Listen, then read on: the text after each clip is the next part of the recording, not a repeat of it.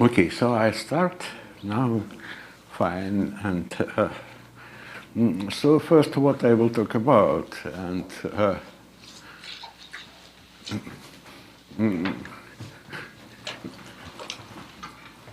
no, what we usually talking or deal with concentrate about several things, and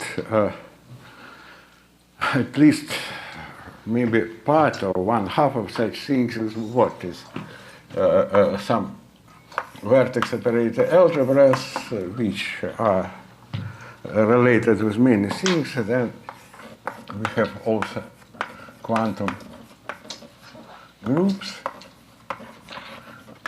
And in principle, many other things. But if we are comparing these two objects, then it is also what is calling the screening operators, and maybe corresponding local system or D models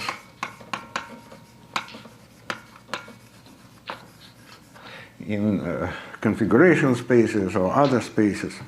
Anyway, so it is what I am talking is just keywords, but to talk about something, I need some concrete goal where to move, and because this lecture they have to be understandable, at least partly, then I want to choose as a goal. If I can explain it fast, it will be nice, but how fast I do not know. The relationship with all this business with integrable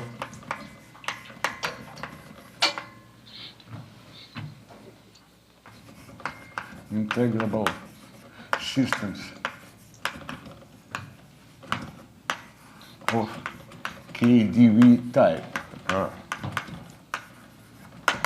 There are many of them, and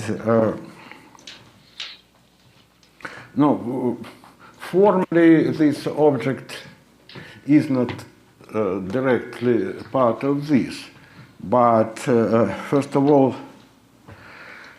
from many different sides, it is part of this. And about the integral system of KDV types, we have some problem, and this problem actually is the following, that I'll explain details later, but if you are talking just about this, no, surely a little bit non-precise, the problem is following. Here, you have circle and as a manifold. And on this manifold, you have a data of Schrödinger operators. Q is all this living on a circle.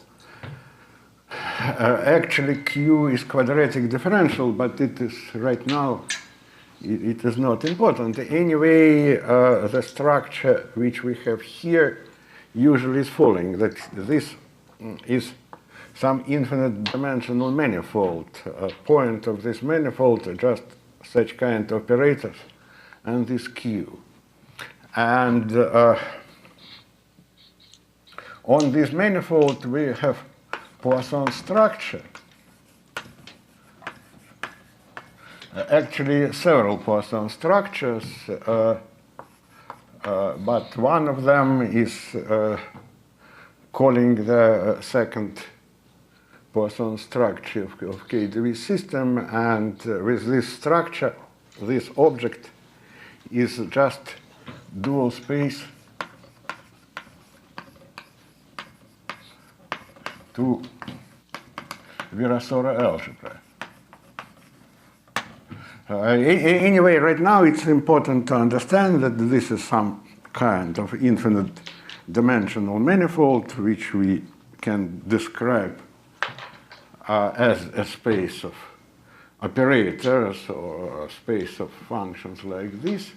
We have here the Poisson structure, and then it is a way which I describe later to write down on this space of differential operator the sequence of functions. First function is the integral of q, second function of integral of q squared, third integral of q cubed plus some additional term, and such kind of functions, they commute with respect to this Poisson structure. And this is Hamiltonian description of system of k-Debye types in the following sense, that no, we have some Poisson structure, we have some functions there, and each functions give me some flow, and this flow is which corresponds to this is simple. It is just rotation on a circle when q, x, each is moving by this flow going to q, x plus t on this circle. It is just this. But if you consider this, it will be more interesting things, and so it gives us some non-trivial vector fields on this infinite dimensional manifold. And this is the corresponding flow or corresponding differential equation where you describe the moving of such kind of differential operator. This is just k-Debye. Anyway, it is usual story in integrable system that you have some data which can be differential operator of second order, third order, or so on. You have no, it's not always, but in many cases, on a space of such data, we have Poisson structure, and we have also some special functions which are in such business usually given by integral of differential polynomials here like q. For these two we have no derivatives, but here we have. Yes, and we have infinitely many of them, and this is such kind of story usually calling integrable system of k-Debye type, and there are many of them. And people studied many years, but the question which we have here, surely we have many questions, but because such kind of system appear how? We have some manifold, which is in this case differential operator of second order. We have sequence of functions, h1, h2, h3, and so on, and they are no, in this case they have some special form, but in principle they can look differently. But the important things that with respect to this Poisson structure, they are in involution. Yes, and so we are living in the world of this integrable system. Then the question is of quantization. Quantization, it means that no, because we have Poisson structure on this manifold, and we know that if we have Poisson manifold, in principle, it is some quantization. So from this, we can produce some family of algebras. H is a parameter of quantization, and if H goes to 0, we recover the M with corresponding Poisson structure. And here we have H1, H2, H3, and so on. Then, and if we have such kind of quantization and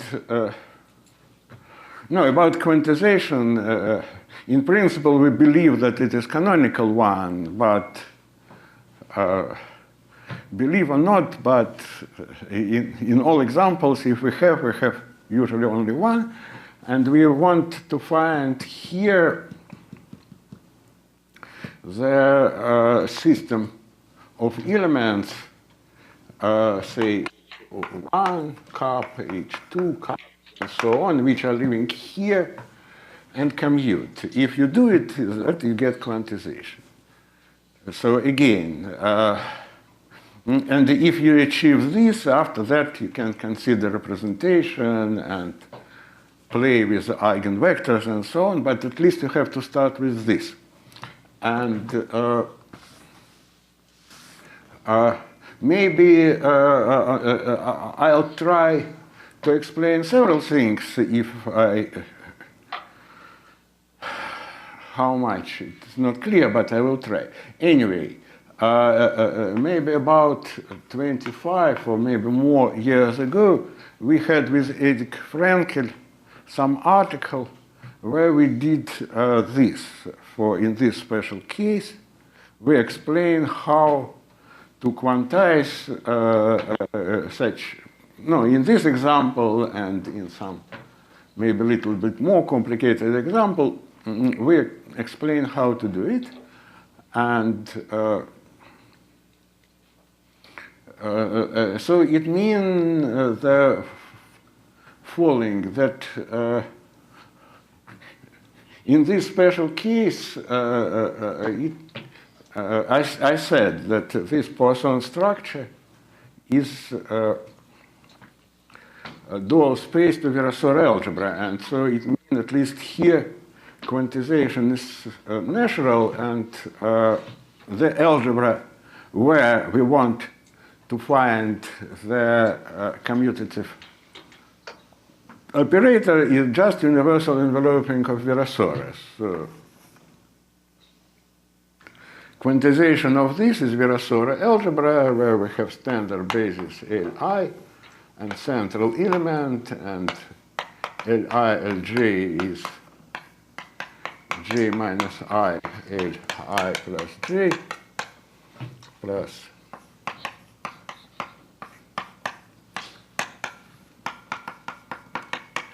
zero, and C is central element, and this is quantization in the following sense, that you can ask me, so I think everybody knows what is this, but quantization, it means that if we take just universal enveloping of like this, and if send C to infinity, then in the limit, when C go to infinity, you look to the limit of this algebra, and if you do it properly, then corresponding algebra become commutative, and you recover Poisson structure, and this Poisson structure will be just this. Anyway, from this point of view, C is central charge. So it is, in Virasoro, it is usually central element, but we can put this by this number. This number is central charge, and if we fix this number, we have a family of algebras which we can denote by Virasoro, and we can put this parameter C here, and this parameter has to go to infinity. This is what I said, or at least had in mind. Well, and the problem here is following, that if you are talking about Hamiltonian like this, then after quantization, it gives us definitely L0. It is very clear. If you are talking about integral of Q square, then it gives you the object of some Li, L minus I belong to Z, and usually you have to put here two dots. Yes, in physical notation, this is something like Tz, integral of this, and this is integral of Tz square, like this. And then next it will be t cube z 2 dots plus something like that, and next will be t fourths plus additional terms and so on. And the problem is that inside universal enveloping of this, or better to say in some completion, or in the corresponding vertex operator algebra, how do you can see this? You have a sequence of such elements, yes, and they are corresponding to these Hamiltonians. And what we did with Eddie Frankel many years ago, it was some machine which actually use these parts, this, and this, and we can derive from this the existence of such kind of integrable system. Yes, and so this is the problem. I want to explain how we did it and what was the logic, what the point of view, and so on.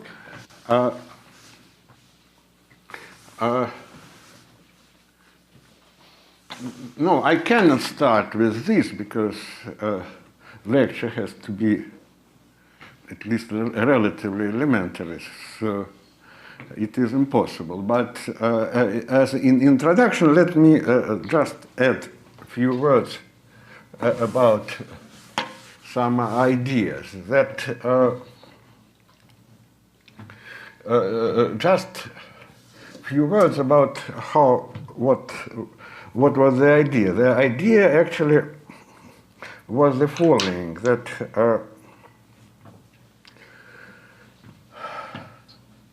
here, in this case, we have some relationship of vertex operator algebra and quantum groups.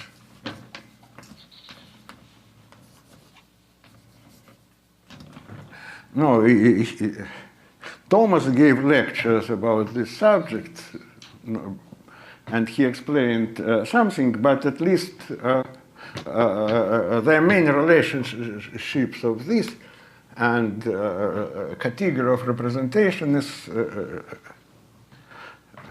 connected, and also some other things are connected, and surely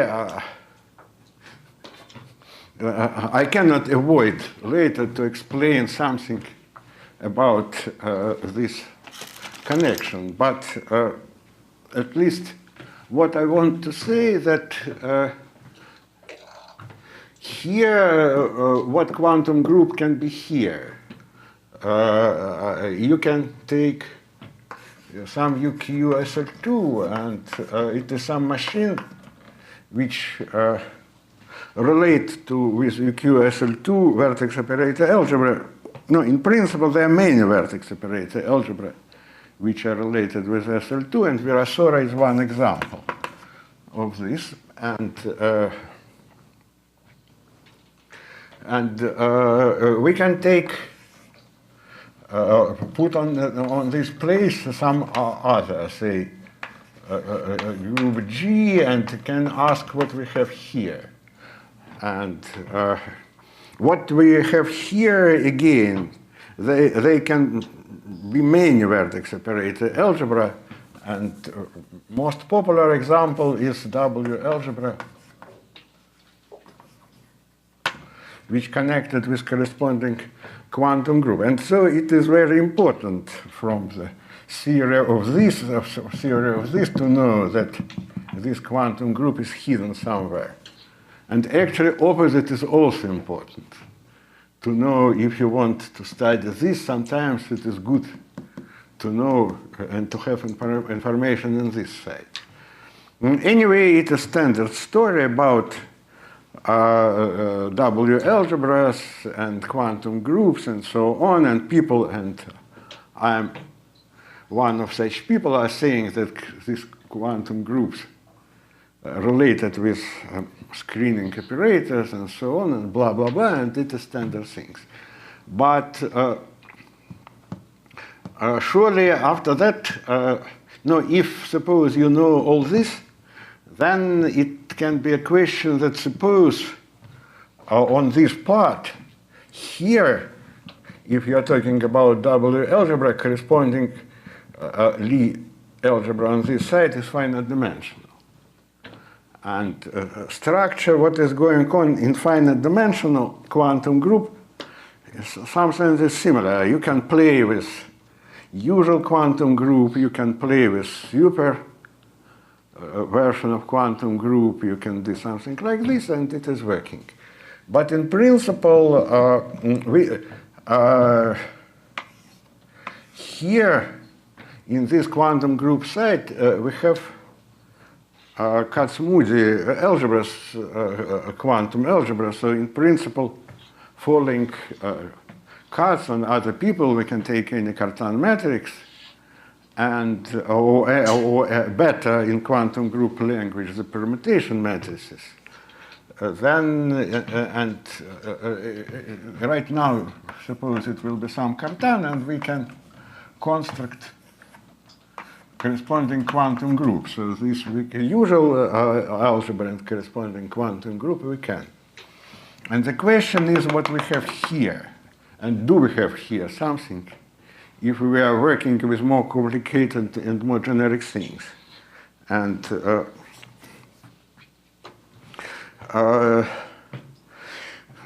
no, I think, no, my own point of view that in principle, if even A is generic, you can find something on this side. But you cannot it cannot be vertex operator algebra at all. It is not possible. It can be something different, and or it may be vertex operator algebra in some DG sense and so on, but I think yes, but it is not known till now. But if you are going this, you can make at least first step from finite dimensional to how people are going. So suppose G corresponding to affine Cartan matrix. Or it means, suppose that here you have UQ as to head, for example. So what we have here? Yes, and if you try to determine, just to repeat the way which I do not mention, but believe me that it is in principle, it is some way to go from this to this, you get something. This something does not have Virasoro inside, so therefore it cannot be vertex operator algebra. But again, even in this case, it is not known how to determine this object properly, but at least if you naively do the same story, you get some algebra which is not vertex operator algebra, but at least it is something. For example, if the machine, which I explain later, is working by the following way. We start with this, and as a result, we get some subalgebra inside universal algebra of Virasoro.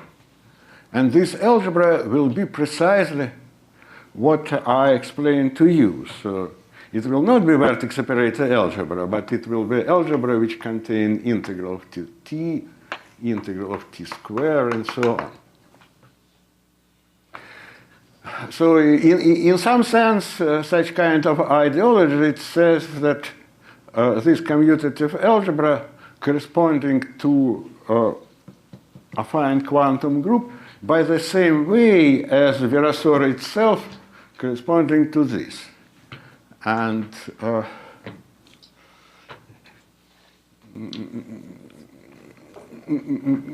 no, and you will see how it is working, but just the end of this introduction thinks that No, Virasora is object which is which has many structures. It is vertex operator, defined vertex operator algebra, conformal field theory, and has complicated representation theory and so on. And if you consider this, it is just commutative algebra and nothing more. So it means that it more or less means that what you have here is a part of some bigger structure. But this structure is not known, but at least this, at least with this we can find. So, no, again, the logic of this old work with Edith Frankel was just this. So we tried to apply this to affine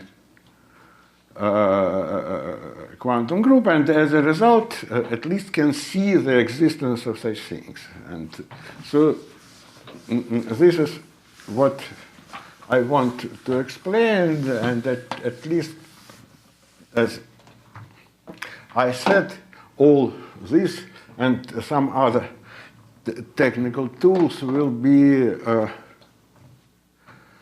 highly involved in this business, but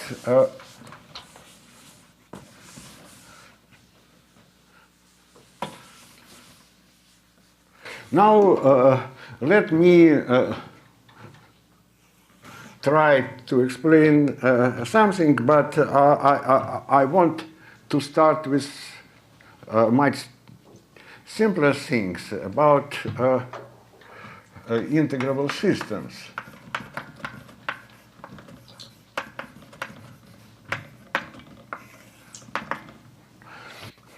Well, integrable system which we are talking about now is what? That the question which I said that, well, we have Virasora algebra, or we have universal enveloping of SL2 hat, or we have more complicated vertex operator algebra, and inside this vertex operator algebra, we want to find out the commutative subalgebra, which is rather big, and no, the problem which I'm talking again is following, that if we have some vertex operator algebra, in a vertex operator algebra we have some collection of fields, OZ, or is local fields which is descendant of vacuums. So it is local field which is corresponding to vacuum representation. If we are talking about vertex operator algebra, we have vacuum representation, and there are many vectors there. And to each vector, I can correspond to corresponding some operator. Operator, it is element of some algebra, actually. At least we can think about him like this. And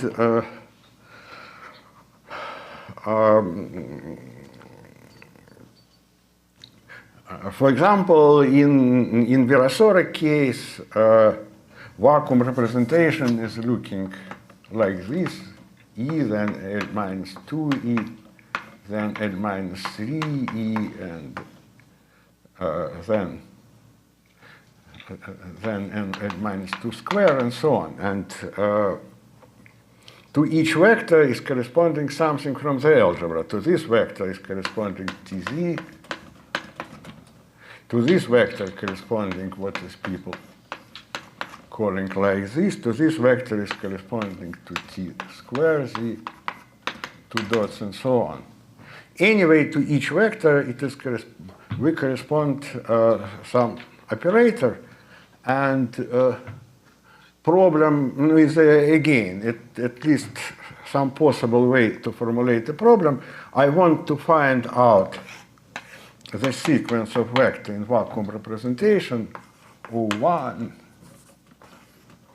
O2, O3, and so on, such that integral of O1z, integral of O2z, and so on, and or it means that there are currents and there are zero Fourier components. And so what we want such sequence, such say integrals of zero Fourier components commute. Yes.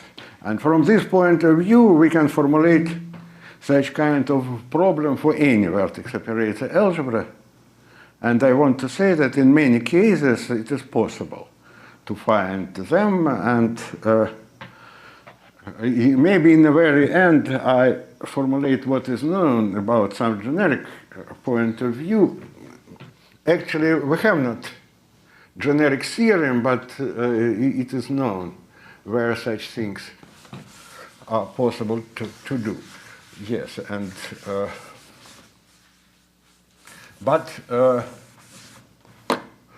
now let me say some introductory part of this.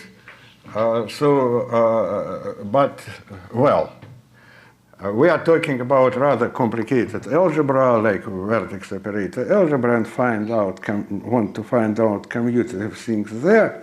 But why not to take finite dimensional G and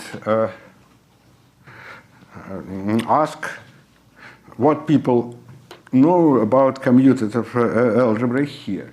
Surely they know much more, and there are several constructions here. Yes, and if we understand such integrable system here, that one way of thinking about this, I want to know about commutative algebras here, and then we will, if we will have some information, then we can make up affinizations. So then I can go to this, for example, it will be vertex operator algebra, and then we want to go from this to this. And again, like in all such kind of stories, this is vertex operator algebra, this object is living in the top of this, and if we have something here, I want to extend it to all vertex operator algebra, and this can be our problem. Then let me say, I hope not very long, but at least I need something from this to say about what is going on in this case. Without this, I think the vertex operator part is non-understandable. Well, then the most old and popular way is what is calling the shift of argument.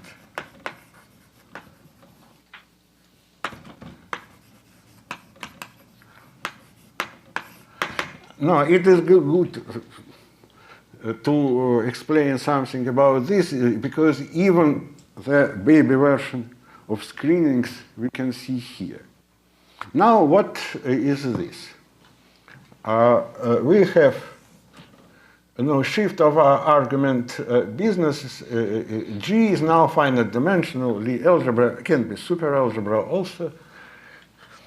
Then, first of all, what is this? We have G star, and we have function on this star. Maybe it will be like this.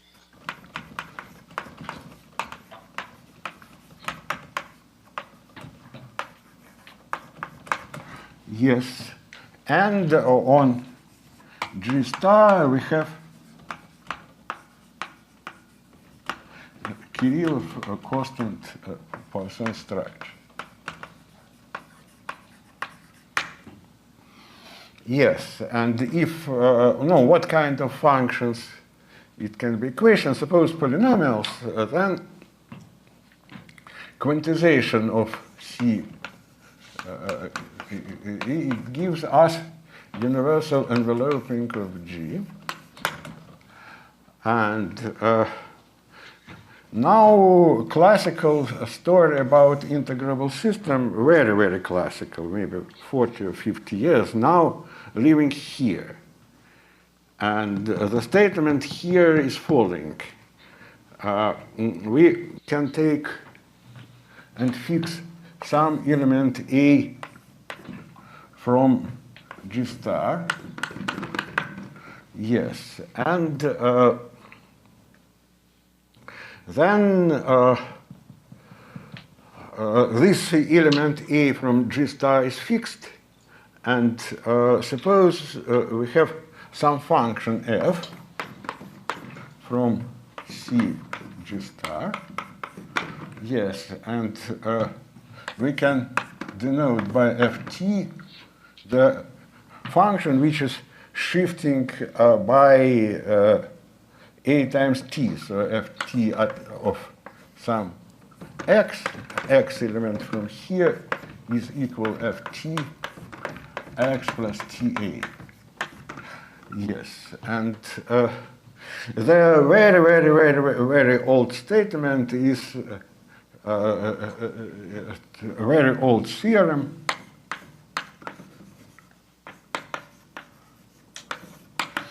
So old that I don't know who first formulated and proved, but theorem may be constant.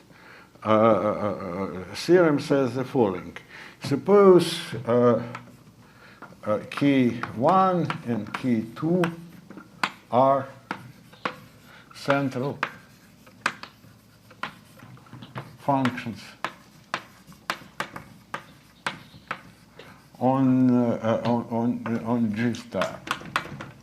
Yes, and no, because they're central functions, they're central of the Poisson structure, so they commute with themselves and with all other elements here. Yes, but the fact which is interesting for us is what? That we can write K1 T1 shift by T1 this, and take K2 and shift it by T2, and then calculate the bracket. And this bracket will be 0 for any T1 and T2. This is standard theorem.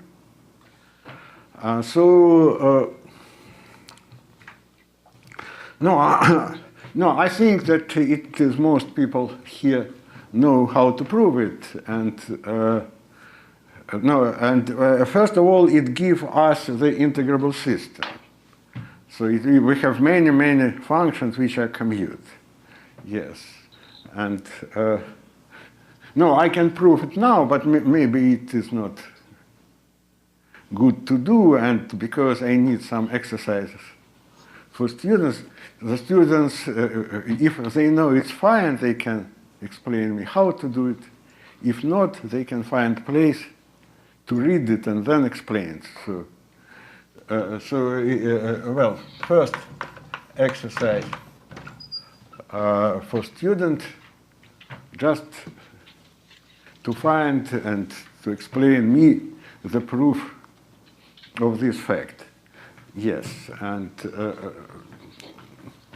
no, the proof is very nice and easy, and no, maybe I only want to say that surely in a case if G is, say, G_ln, then central are given by the functions trace of element from this power m, and then we are shifting this by a. So it means that we are considering element from this x plus ta, and then taking maybe it is the same as taking determinant of this, or characteristic from this point of view, something like characteristic polynomial of this. And it depending in T, and so we can get many commuting elements. Yes, and okay, so no, this is fine, and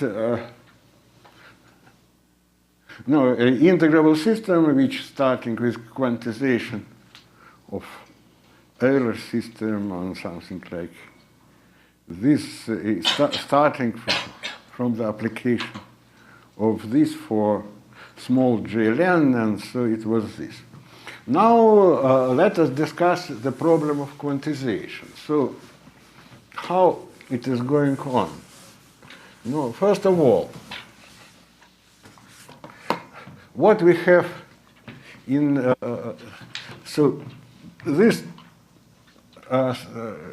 construction is very generic, but suppose we are talking in a case where the algebra G is semi-simple.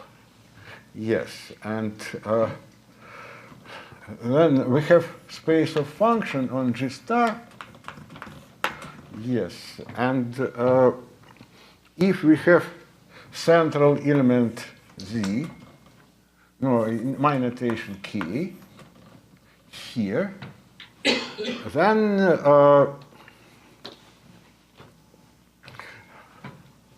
I can take KT so and consider the first derivative. No, KT is, it is shifting, so it was x plus TA. It is, but I want to consider what is happening if t is 0. It is surely our k, but I can take this function and consider the first derivative in t. So it is possible to denote it by this way, and it is first derivative of k. Yes, and then what we can do? We can consider all possible, I can fix central element and k, and consider all derivative, dk over dA. Yes, and so I have a collection of polynomials which labeled by A. And A is the element of G or G star. In this case, this is the same. So such kind of thing, or such kind of thing, give me a map from G or G star, maybe G better, to a function on G star.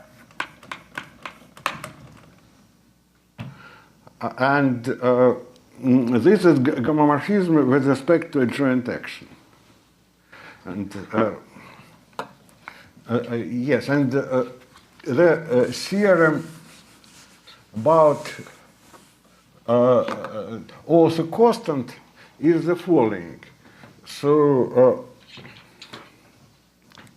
if we want to describe in a case of semi-simple G, all embedding of G to symmetric functions on G star. So how to do it? Actually, by this way. More precisely, constant, he formulated the following, he proved the following theorem, surely in much bigger generality. But in this case, he claims the following. No, we have center. We can put center in, for semi-simple Lie algebras polynomials in some generators. It is K1, K2, K3, and so on, maybe some KL. Yes. And each Ki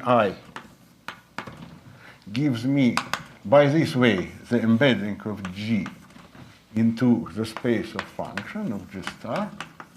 Yes, then, and we get the collection of embeddings as many keys we have.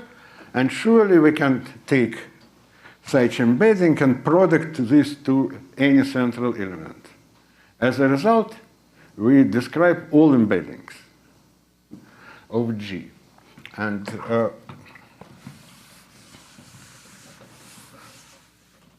now, why I'm talking about this? No, this is because our integrable system is what? I'm taking central element and move it in direction of A.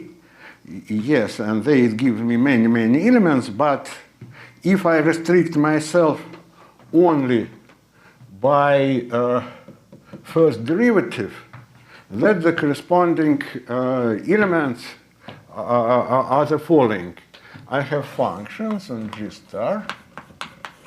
Yes, and I take embedding from G to a function. It has to be embedding with respect to a joint action here.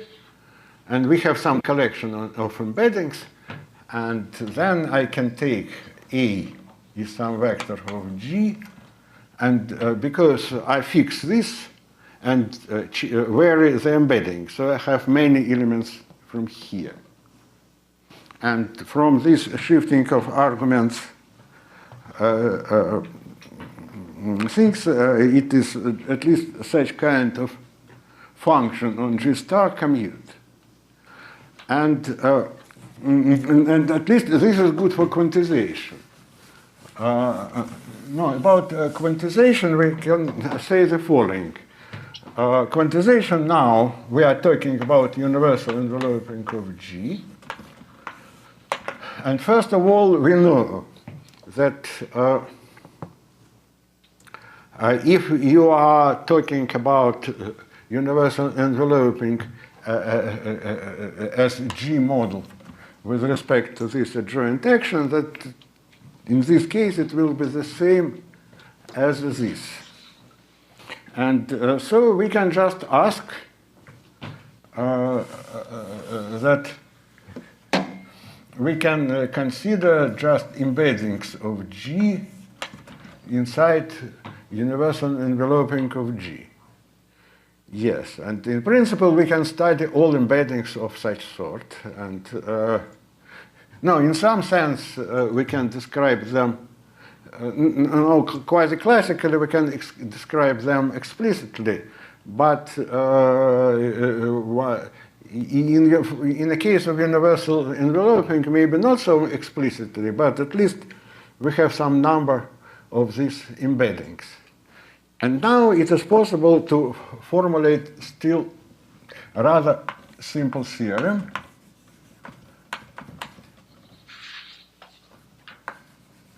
Is following. Well, you consider such things. And suppose we have one embedding G into UG, we can just fix it. And by the way, it can be trivial embedding, where we can go just to G itself, or more complicated embeddings. So it can go just to linear part, to quadratic part, to cubic part, where each part which G want. But anyway, we can fix one. I can fix some other embedding too. And I can consider any element A from G. And so by first embeddings, this goes to element A. Let us denote it by A1. So this is image of A with respect to this embedding. And here we have other embedding. And again, A goes to somewhere, to A2. And just a theorem from semi-simple algebra business saying us that A1 bracket A2 is 0. Excuse me, can I ask a question? Yes. So what kind of embedding you consider? What? What kind of embeddings you consider? No, I claim I need only that this embedding, that this map is a homomorphism, where G is a joint representation, and here we have a joint action.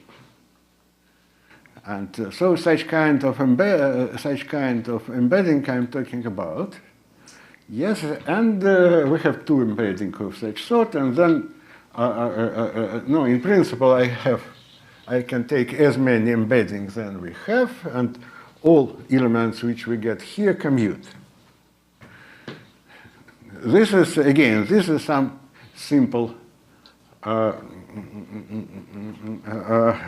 relatively simple exercise about semi-simple Lie algebras, and it is true in more generality, and maybe it will be also exercise for students. Right now I can formulate exercises, later it will be more complicated. But even here I explain not, I do not want to solve this immediately here, but I explain how to do it. Yes, and well, and from the maybe few words about the quantization of shifting of argument. So what? That I have a starting point of constructing my integrable system. That at least inside the universal enveloping now, if you believe that this is correct, we have many elements which commute. Yes, actually, the steps further will be the following, that such elements, from the point of view of shift of arguments, they are in correspondence of first derivative in this kt in t in 0.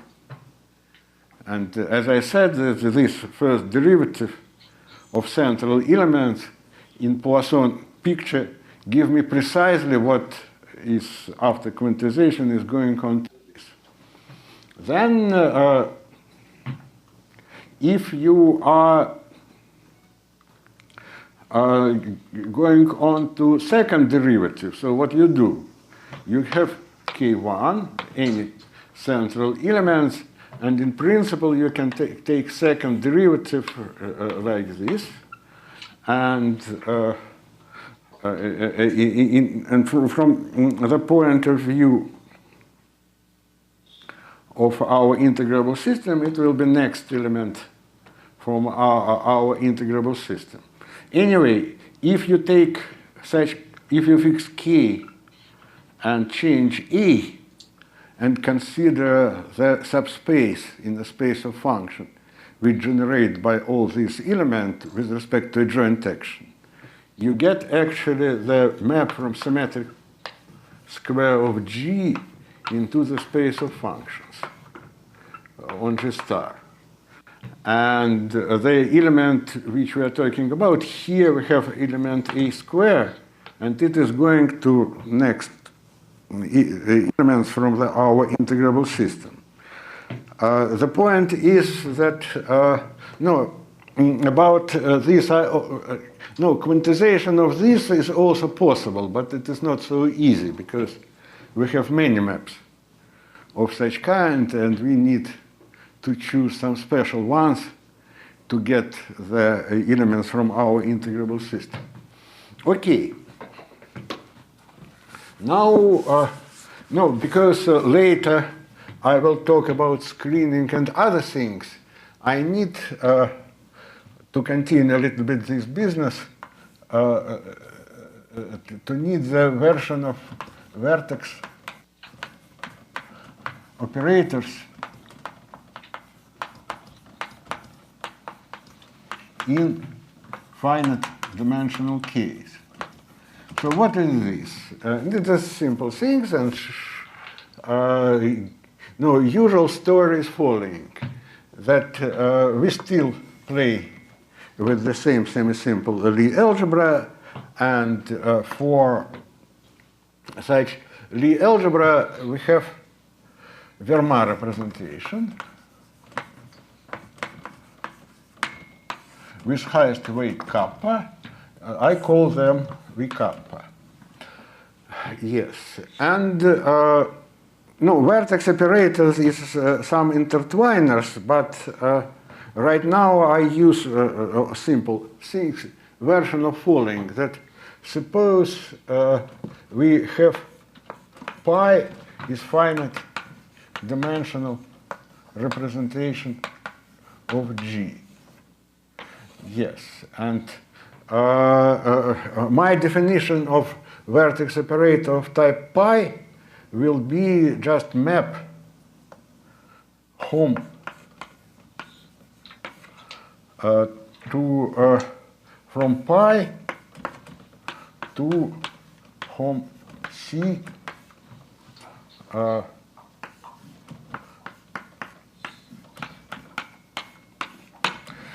no, so it is standard definition. It means that if I take two Fermat representation in this finite dimensional case,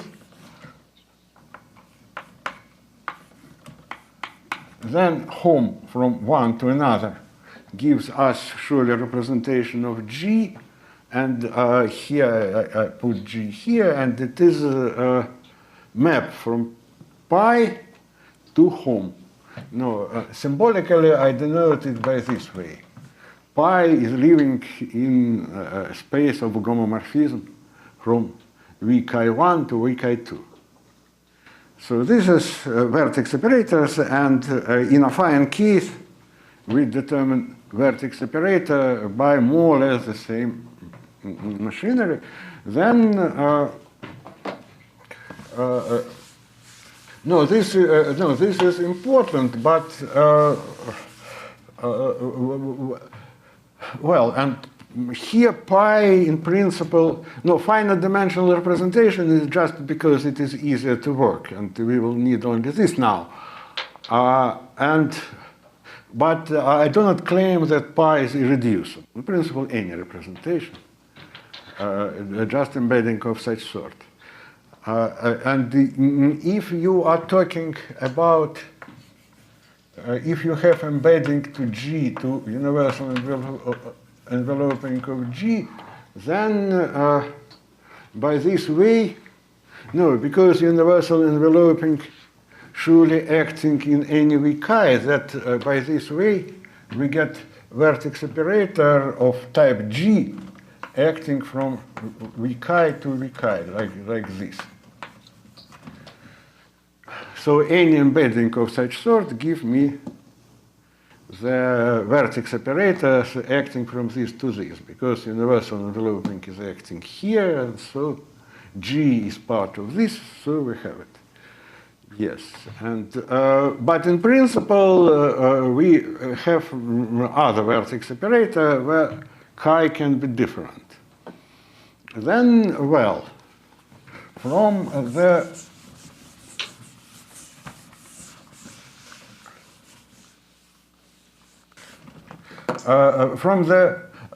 representation theory of simple fact from representation theory of semi-simple Lie algebra is following. Well, suppose you have Vk1 and Vk2, and suppose you have a finite dimensional representation pi, and I denote you the meaning of these symbols, but the question is how many of such vertex operators we have. Yes, and this is no, for in general this is not so easy, but we work with a simple case where chi2 is generic, I think. Maybe chi1 and chi2 are generic. Now, in this case, if you want to consider such map, like people from vertex operators, so they are saying that this is the same as a map from chi1 to y chi2 times pi. It is the same things. Homomorphism, what I'm talking about. Yes, and no, the problem appears if this tensor product is complicated. And surely if chi2 is not generic, that it can be complicated. But suppose that chi2 is generic. In this case, a situation is much simpler, and in this case, v chi2 times pi is isomorphic to direct sum of v chi2 plus nu, and here we have pi nu here. So what is written here? Pi is the sum of pi nu, and this is just weight decomposition.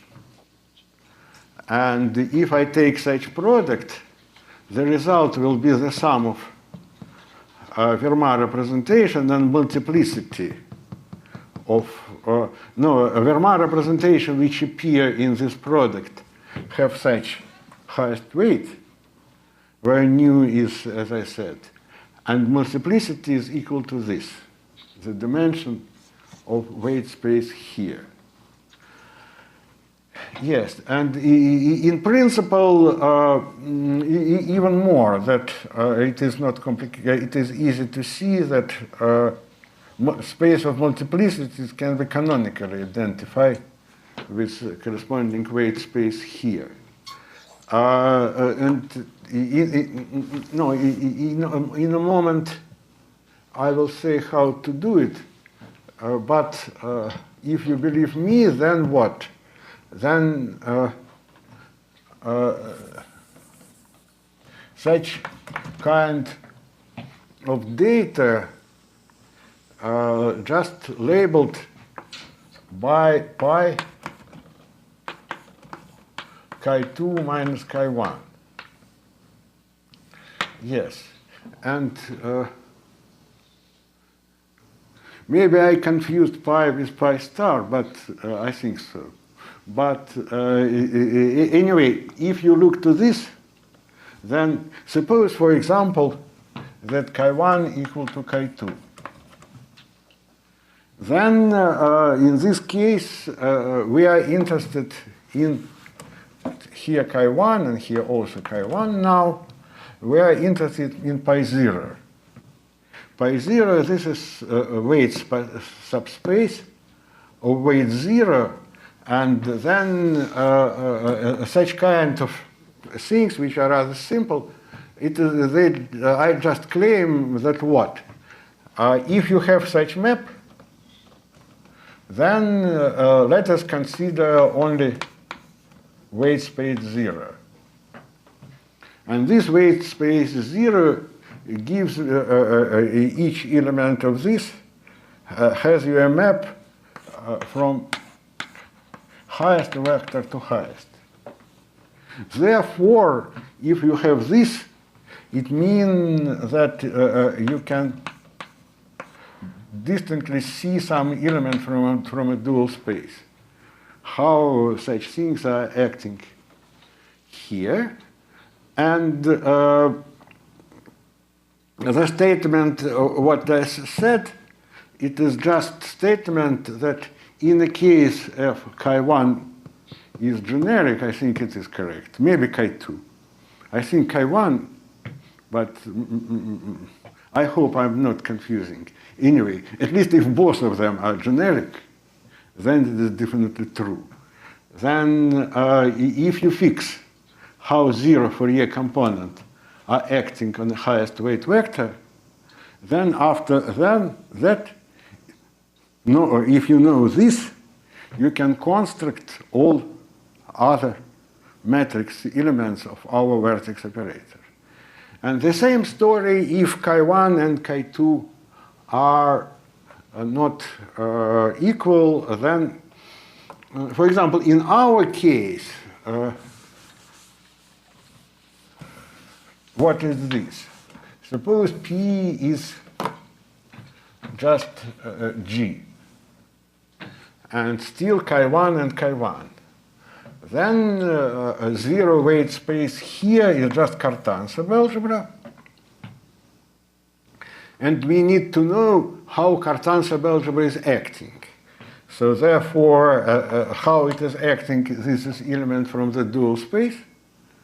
And we have, no, for example, it means that we have as many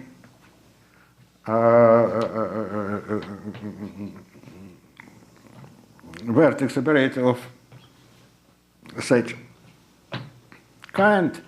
The number is equal to rank of the algebra, the dimension of this. Yes, and by the way, it is in correspondence what I explained you when we're discussing the situation here. Here it is sure the classical story, but I have center. I can choose generator of centers. Number of generators of centers is equal to the rank. Then I can start to differentiate each generator of a center by all variables, and we have several copies of G, as many as rank. And no, because here we fix chi, it means center is acting by constant. So therefore, by this way, we construct all possible embeddings. Again, so the conception of vertex operator I have, now I need the conception of correlation function. In this case, what is correlation function?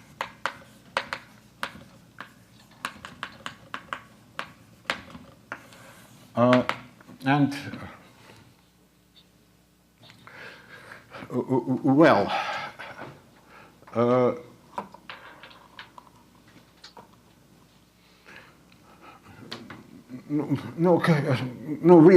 maybe we do not need strongly this here, but maybe later we will need it. So suppose we have the following things, that I have Fermat representation y chi1, then I have Fermat representation y chi2, and then I have Fermat representation y chi3. Yes, suppose I have here pi, so pi embed pi1 embed to this, and pi2 embed to this. And if I have such things, I can do the following. I can take highest weight vector from this, yk1. It is highest weight vector from this Fermat representation. And then acting by p1, so we get something here. Let us denote it by this way. And after that, to the result, I can act by pi2. And so after that, this is symbolically mean what? That I have vectors here. They act by operator corresponding to some vector from this. It gives me something here. Then I act by some vector which corresponding to this. Then I go here. And then I can take my matrix element with y chi3. It is like this. No, this is knowing a correlation function, because this construction in conformal business just give us this.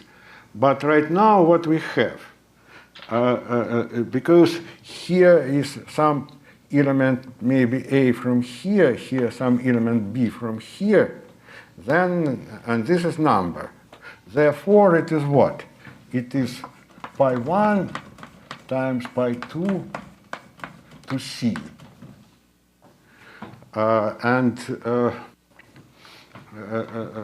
Such things are calling correlation function, and And we know, no, what we know? We know the weight, because we start from chi1 and go to chi2, and so this function non-trivial only on a part of the weight chi3 minus chi1. Okay, so definition of correlation function I have. Then, now what to do if you want to, no, now let us return to my problem.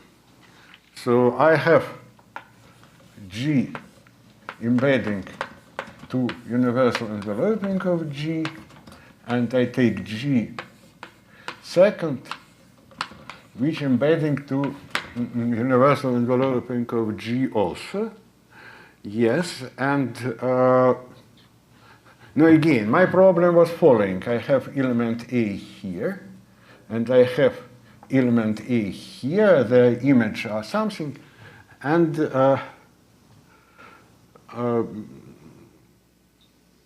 then I want to say that the corresponding element are the image I commute. Suppose I forget about A. What does this statement mean? This statement means the following, that I have this embedding and this embedding. So therefore, I have two subspaces which are isomorphic to G inside universal enveloping, and I can consider two products, two directions. Let me write down it by this way, G1 times G2. So it means that if I take product of the images in this order, so it gives me map from this to universal enveloping of G. And we have product in the opposite direction. It is like this. It is going to universal enveloping also. Yes, in principle, there are two different spaces, but here we have a symmetric power of G as a part, and here I also have symmetric power of G in a part. Yes, and then inside universal enveloping, I have skew symmetric power and symmetric power, skew symmetric power and symmetric power. Skew symmetric power we do not interest in at all, but the statement is that this skew symmetric power here coincides with this skew symmetric power here. And this is the same, no, well, this is why, because this is just what is saying here, because we have element A1 times product A2, and product A2 times product A1. I want to say that these two elements are the same for any A. And if it is true that actually this is the same story, that this S2 and this S2 are the same. Yes, and actually this is what we have to prove. If you want to prove that such kind of elements commute, then you have to prove this. And surely it is good not to use correlation function and just try to prove it directly without considering representation, Verma things, and so on. But for us, it is more convenient to use it, because what? So you have G1 times G2, and you have G2 times G1 here, and it means that you have two embeddings, maps at least, S2G to universal enveloping of G, and we have S2G to universal enveloping of G. Yes, which one of them constructing from this and second constructing from this. And we want to prove that such kind of things are the same. And because we have map from this to this, we can consider the Verma representation, V kappa. Kappa will be generic. And then we have a picture like this.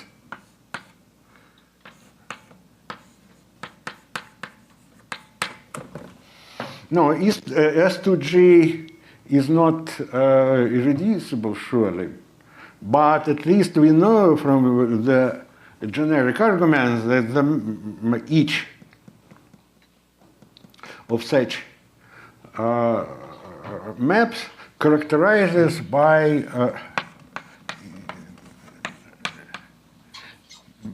we have to take 0 Fourier component and consider the corresponding element from here. So any vertex operator of such kind for generic chi is determined by the way how 0 weight component is acting on the highest weight vector. Then, but this is nothing as the symmetrization of correlation function, because I act first by this and this or opposite, and this 0 part which determine what is going on is just this correlation function. So if you, like many people, like me, like this word correlation function, so what does it mean? That we have these two things, and we need to prove that symmetric part of correlation function the same in this order and in this order. Yes, and this is what we want to prove. And now, if we want to prove it, we need to know something about correlation functions. What? No, now they are just some matrix element, but no, the people who know how to derive the equation of Knyzhnik-Zamolodchikov, they know that again. So for Knyzhnik-Zamolodchikov, the story is just the same, but difference is that group is G hat, and vertex operator depending in Z. It is evaluation representation of Kac-Moody, but we interested in matrix element of the product, and people are saying that such matrix element in affine case, this is function in two variables, matrix value, satisfy Knyzhnik-Zamolodchikov. And here, as I promise you, this is a baby version of Knyzhnik-Zamolodchikov. And for that, we need the following. If we have embedding of G to universal enveloping of G, then, and if this G is acting in Fermat representation, then surely this image here commute with quadratic Casimir. And we just, if we have embedding G to this, and suppose E gamma just basis to with inside gamma roots, and E gamma is the basis in G, and Casimir is E gamma, E minus gamma plus E minus gamma, E gamma, and plus something from 0 part. And I can take this element and suppose the G is acting here. So it is embedding, so, and I can fix some element A here and consider A1. A1 is the element acting from M chi to M chi. Yes, and because it is quadratic Casimir, then this bracket is 0. But if it is 0, it means that we have some algebraic relation. And this algebraic relation is looking like what? We have something from here. Yes, but from here we have evident things. It is E gamma, and here we have E minus gamma A1 plus this bracket. No, it is this bracket, then this bracket. Then we have E gamma A1, and here we have E minus gamma plus some additional term. And altogether, it gives us some algebraic. So it means what? It means that in our Fermat representation, we have, no, because of this, we have the action of G from here, and we also have G trivial. It is also some embedding, and this embedding just this. And we have the algebraic relation between this and this. And this algebraic relation is this one. And what we need to get Knižnik-Zamolodchikov equation, this is precisely the same in a little bit more complicated situation. Now, how to use it? In Knižnik-Zamolodchikov case, you write down something like this, considering correlation function, and it satisfies some differential equation. It means if you do not want to formulate it in terms of differential equation, it is some recurrent relation to a coefficient of correlation functions. Therefore, what we have to do, we have to consider two correlation functions which we're interested in, then look what property to this correlation function follows from this, and then just see from this property that this correlation function are just coincide. Again, we need symmetric part, and for symmetric part, we are, no, and as I said, that, no, as exercise, this is some program of action. So you have to write down what follows from this, then to write down the property of correlation functions, which you can see from that, and after that to see that what? That you have two embeddings, first, maybe, and second. And part of correlation function is how symmetric power of Cartan is acting on highest weight vector. No, correlation function is I act, and Cartan part here is also acting, surely. And action of Cartan here and action of Cartan here is definitely coincide. It is no doubt symmetric parts. And after that, you're using this Knižnik-Zamolodchikov type equation, and then just prove that corresponding elements are commute. Anyway, how conceptual is proof, and is this proof is the simplest possible? I am not completely sure, but conceptual in some sense. Yes.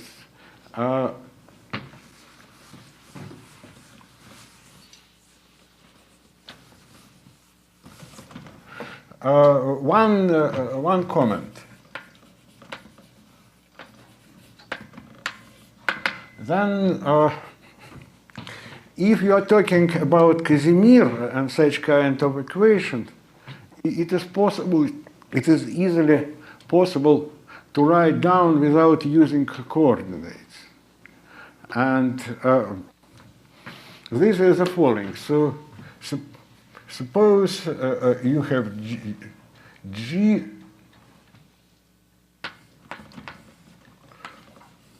I'll explain what I write in a moment, but now I want to write the following diagram. First of all, G isomorphic to G star. Then we have co-bracket map from G to lambda to G. Then I can go from this to lambda to G times G. Yes, and this is going to G times G times G. No, this is part of here, and this is going to G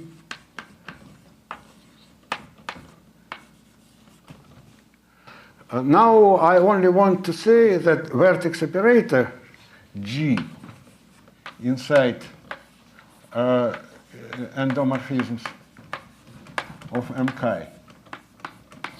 It is satisfies the following condition.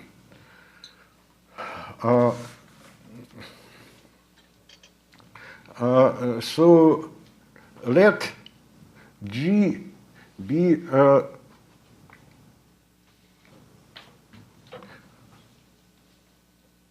so what I want to do, I take element A from here and element B from here. And suppose this element A is A1, and here it is A trivial.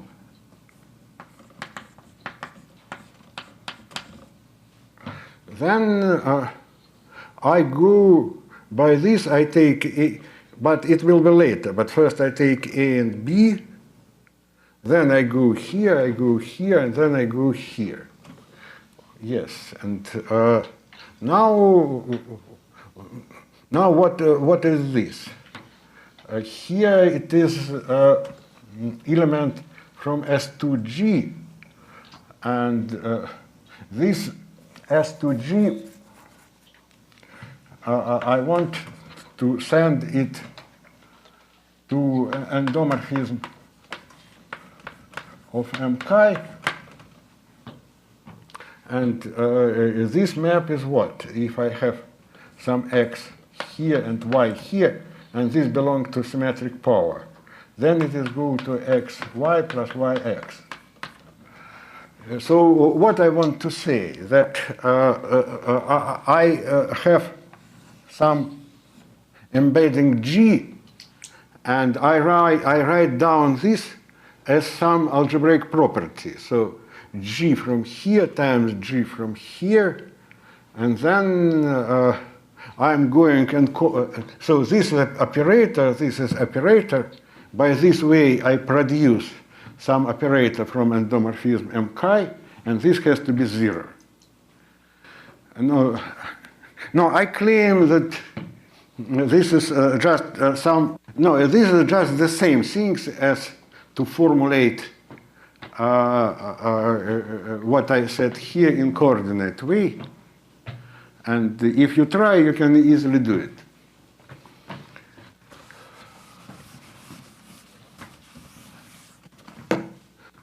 In words, it means that G trivial and G any others, G1, connected by some algebraic relation, and by this algebraic relation, we can prove that our elements are commute. Now,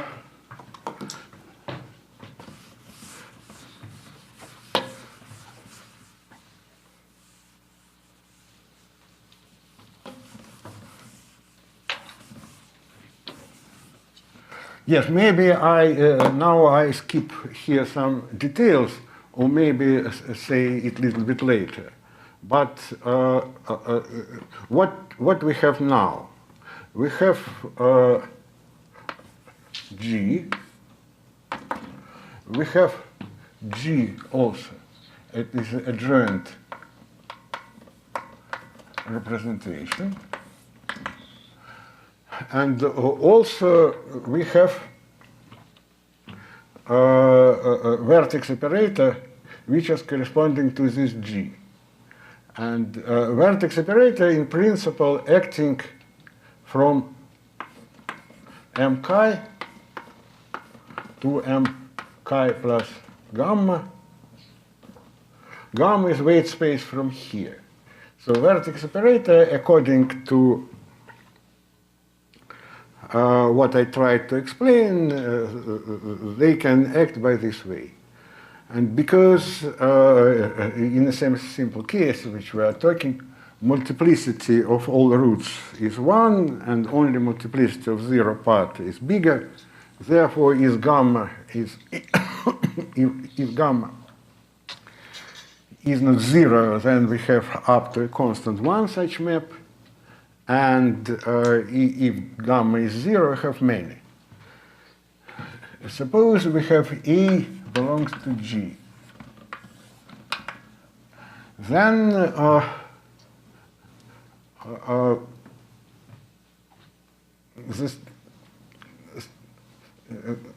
this element A, which is acting from m chi to m chi plus gamma, I want to call screening.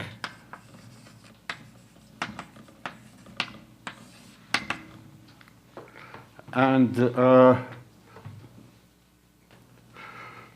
yes, and no, and how this can compare with what we know from screenings. Now I fix the element A, and it means that I can construct some operators which can act from m chi to itself, or can act from m chi to m chi plus gamma. Yes, and all integral of motions, no, they are, no, at least if this operator acting from m chi to itself, this is a part of our integrable system. And then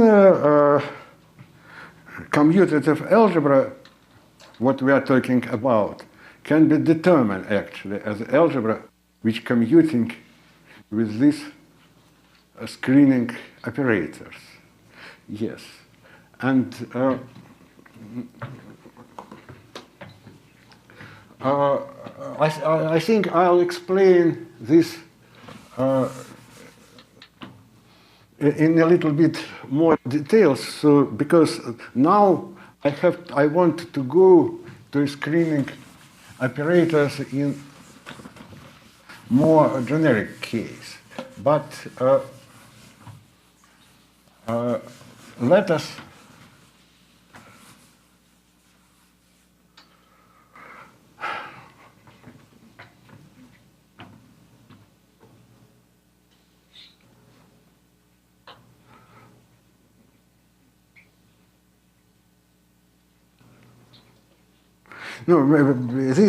because I do not finish the description even in finite dimensional case, but better to return to this later. And maybe I want to say that this finite dimensional version of screening business, I do not know place where it is written. Maybe nowhere. And no, we discussed maybe some years ago, or maybe almost 10, this with Leonid Rybnikov, and he has some notes about this, very incomplete, and this is only the place where it is written. But I think without such things it's rather complicated to understand what is going on in general. But now, well,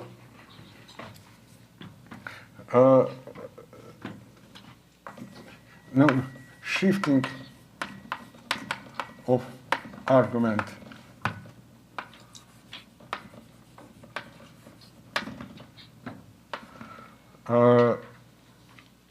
and it is generalization and KDV type systems. Maybe we can take a break. Why not? We can. 5 minutes, 10 minutes. 10 minutes. No, it's fine. Okay.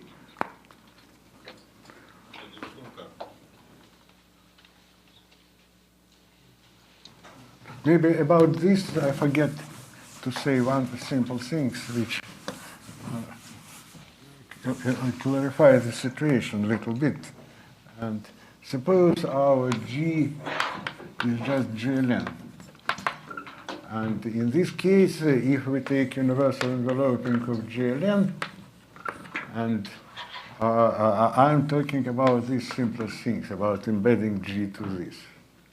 And in this special case, we know very explicit formula for this. This is because we have trivial, which Eij goes just to Ij here. So it means that this is embedding trivial to linear part. But we can take a little bit more complicated, going to quadratic part.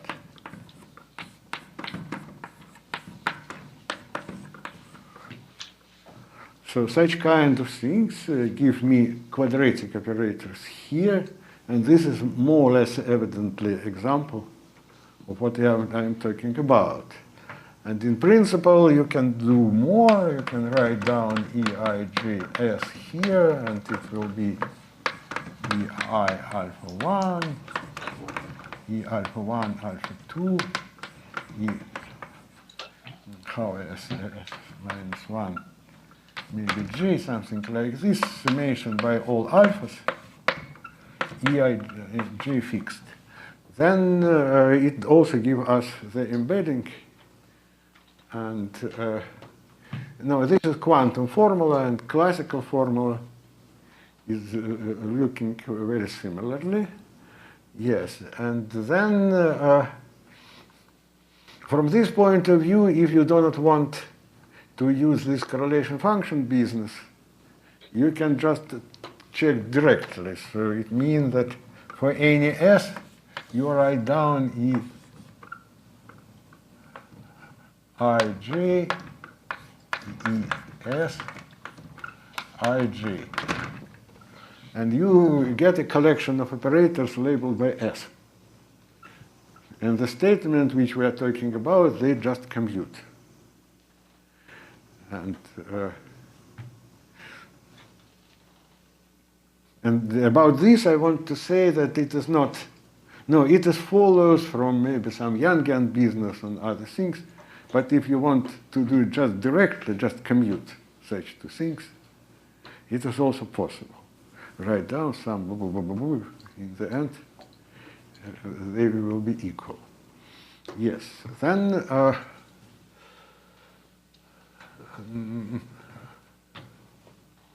and screening in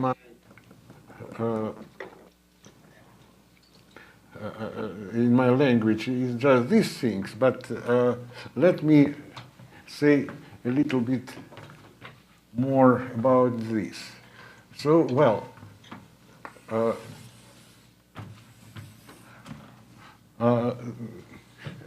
first of all, shift of argument is shift of argument, but I want to use this shift of argument in the following situation. Suppose my Lie algebra is not G now, but G hat. It is G times C. Maybe I can write down it by this way, plus central element. Or I can, considering C infinity, again it will be function on a circle plus central element K times C. Yes, and it will be just generalization in the sense that we get dependence in Z here, and on new things is dependence central extension here. We have not this. Yes, and again, just recall that surely everybody knows that cocycle Fj, two elements from here. sent to residue of dfg. So these are two elements from here. df is one form, g is function, product is one form, but we calculate the pairing in G, and the result is residue. Residue is here, and here we just take integral by S1 if we are talking about these things. Anyway, this is G hat. Now, what is dual things? G hat dual, this is Poisson manifold.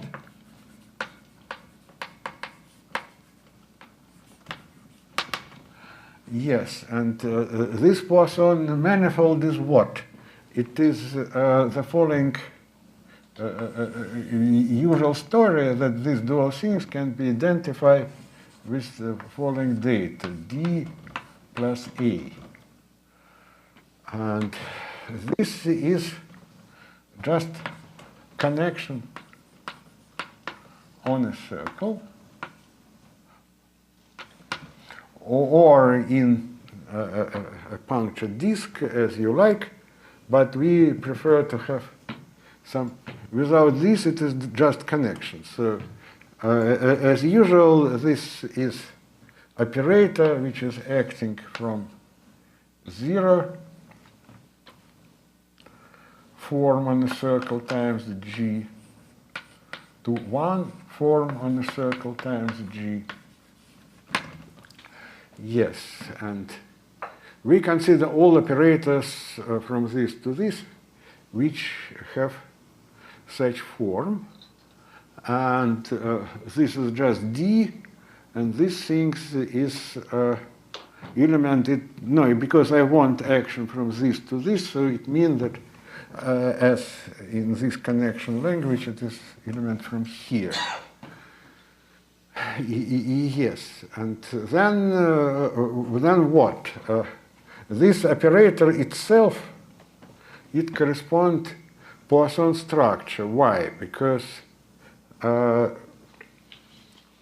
let us fix beta, and later we do not want, but let us fix beta. It will be symplectic leaf in my manifold, and it is usual story what we consider. Then our infinite dimensional manifold is this, and tangent space D plus A plus variation of A. Variation of A is the element from here. So, so this is tangent space in a point A. And this space is dual to this because of, I can take product, calculate here the quadratic form, and then integral. So it means this is tangent space.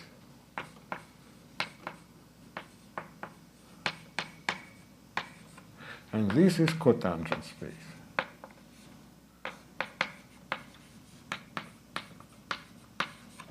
Therefore, what we actually have, the statement is following, that we have Kac-Moody this algebra. And according to standard story, we can consider dual space. And we expect, because it is Lie algebra, expect to have Kirillov constant structure here. And what is this? Space is this. And about duality, duality is what? Duality is going by which way? This dual to this, and this dual to this. It means we just organize it by this way. And if you look to this operator, and in principle you can forget about this and just consider the space of all such operators, and it means that we have space of operators. Tangent space is this, cotangent space is this. And this object is operator acting from cotangent space to tangent space. And this is what in Poisson geometry is calling the Hamiltonian operator. Because you have manifold, you have point, you have tangent, cotangent space, and operator acting from this to tangent space. And this operator has to be skew symmetric. And then if we naively send it there, it gives us element from this. And this is Poisson structure. Okay. So it is nice and highly used.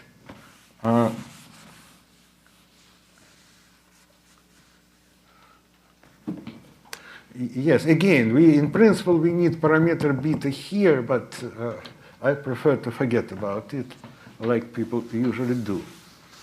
Yes, then what we did in a case of finite dimensional algebra.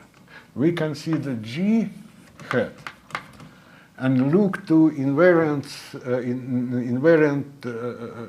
center of a corresponding Poisson structure. Function which commute with all other functions. And here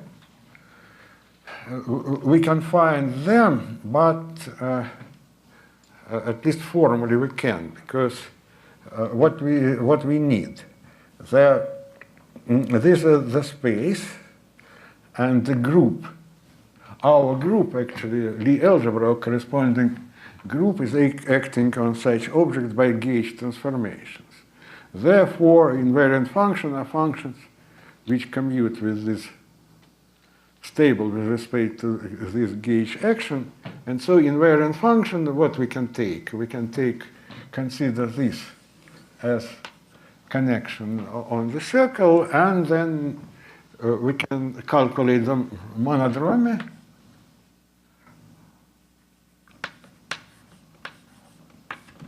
Maybe monodromy matrix. What is the best notation of this operator?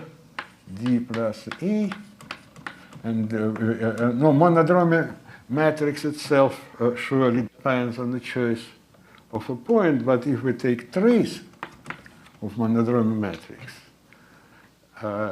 then it gives us the invariant functions, and monodromy matrix itself is the element of corresponding group G. So in principle, we can take any character, any invariant function on G, for example, character of a reducible representation. And we can take character of this, and then by such things we get function or at least formally. If we work in the case of punched disk, this is the problem what we are doing. But if it's really living on a circle, it's okay. Yes. Then no, and it is something. And at least this shifting of argument things can be used in this case. And for example, what we can do. Suppose that G is equal SL2, and in general also, and we can take trace in this case of this monodromy matrix of D plus E, but we have also T times some A0. Yes, and no, in principle, we can shift by something where we have D, but let us not do it. It is simpler. Therefore, we get some functions depending on the space of connection, depending on T, and at least if they are well defined, that formal calculation says us that they commute with respect to the structure. And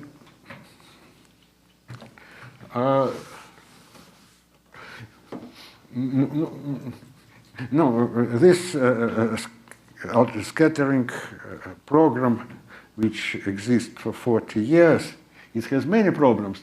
One problem of this commute of such kind of functions.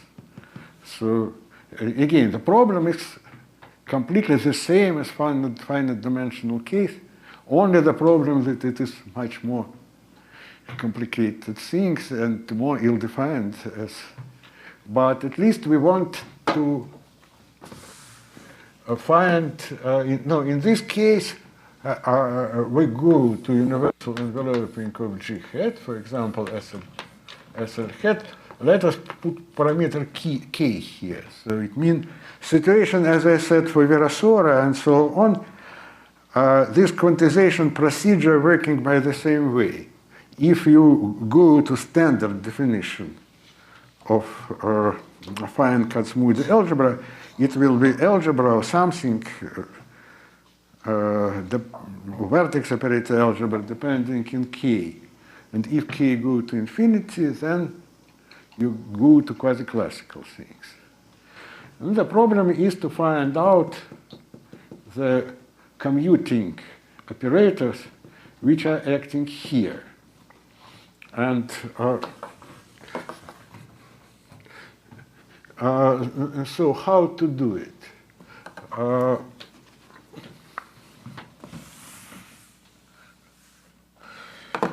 One thing is that we can try to repeat these finite dimensional things that, but so how? I can take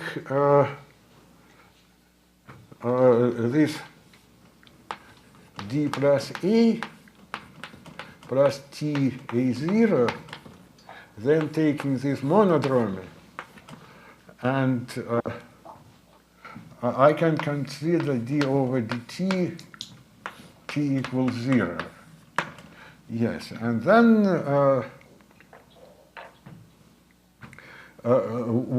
what did he give us? No, because by monodromy, so better to put trace of monodromy here, or at least I have it in mind.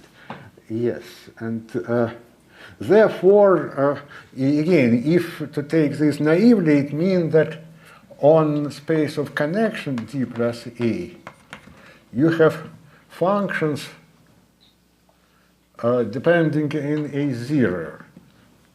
And so it is more or less mean that you have a map from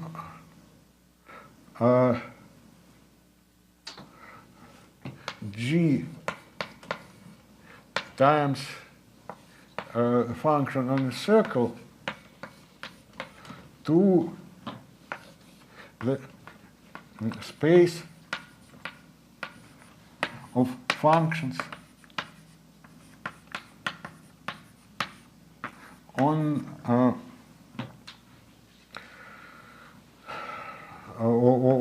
our D plus A space. Yes, and no, it is the same story, but in finite dimensional case, we had map from G to universal enveloping of G. Yes, and now by such way, no, first of all, we are still living in a quasi-classical limit if we do it, so it means k go to infinity. Yes, and so it is G hat here, and here it is G times C as one now, but it is the same things, and so it is possible to think by this way. Yes, and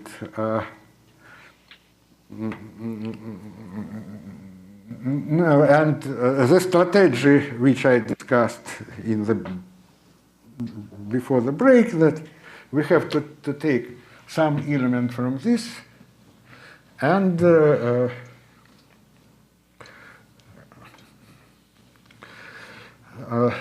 but so, but the next question, this all is fine, but I want embedding to universal enveloping, not in quasi-classical things. And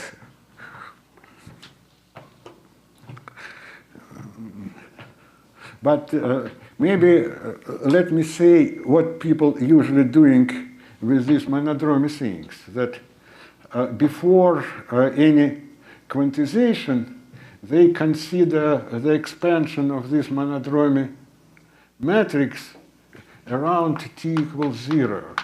First derivative, second derivative, and so on. And it gives me us collection of functions, and depending on A0 here. And this collection of functions are commute with respect to a Poisson structure.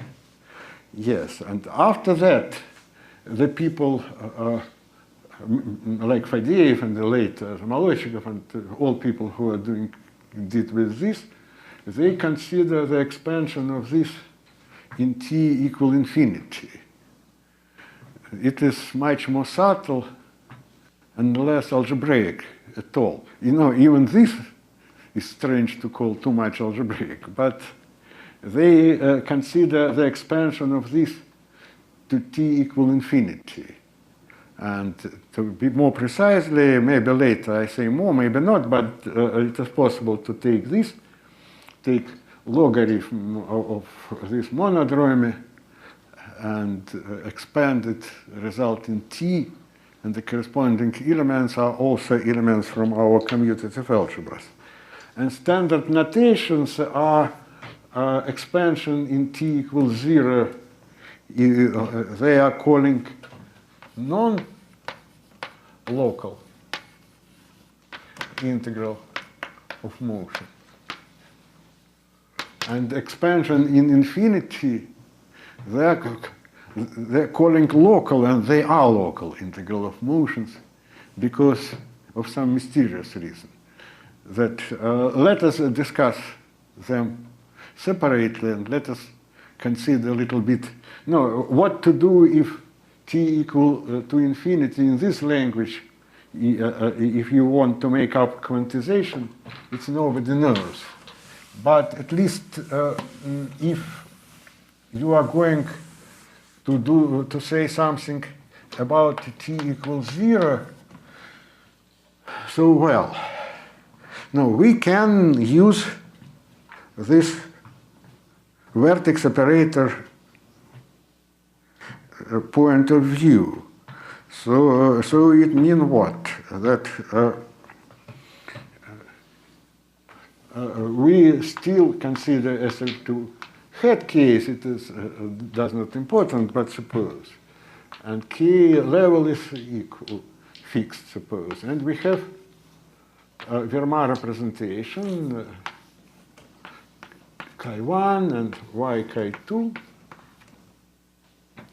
Yes, and before we had G, now we have these things. So we want to have vertex operator, which is SL2 times. Now, in this case, if we want, we can even write down this algebraically by this way. It is possible. So, no, especially if chi1 not equal chi2, it will be a problem. But suppose they are equal for a moment, then it means that we just have embedding of this two operators acting from this to this. Now, first of all, no, if you are talking about vertex operator, then the situation with them is completely the same. So what does it mean? It means that we can formulate it even in general case. Suppose it is G times C the inverse, and what is going on here? So this is Verma representation. Verma representation on a top level, this is just representation of G. And this is just Verma representation.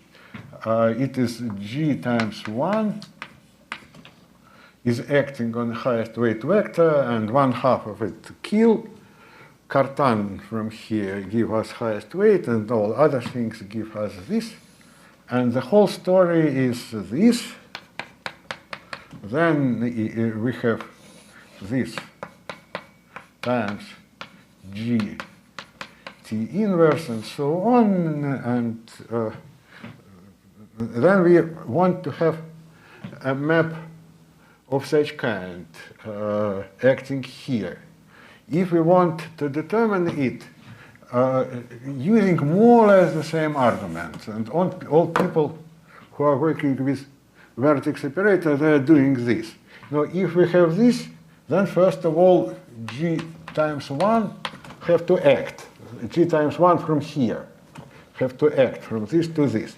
But this G times 1 acting on this space, and no, because we choose a representation of such sort, here we have Cartan times 1, and it is acting on this vector by this way. And so the statement is that if we fix how this Cartan acting here, after that, we on the top level, we are doing the same what I did before.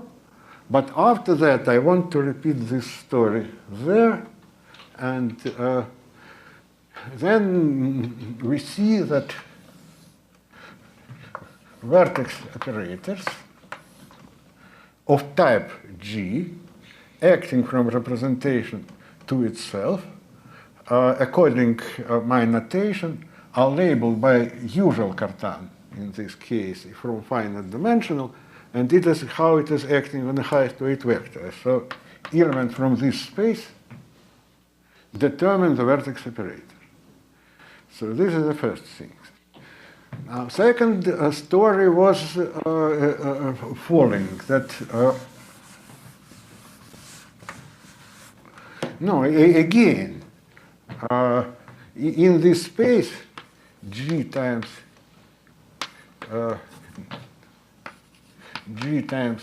C, Z inverse, I can choose some element A. And no, because collection of vertex operators are labeled by element from this, I have set of operators acting on Verma representation as many as dimension of this. Yes. And such kind of story pretend to be the quantization of this monodromy and blah, blah, blah. But no, even in finite dimensional case, suppose we even know what is going on in this classical story, in this Poisson business. No, we have, but we cannot use it. At least it is not clear how. It is just a problem. You have a family of such operators, and the fact that they are commute. And it is possible to prove maybe by several ways. One way, use the same machinery with correlation functions, and so on. And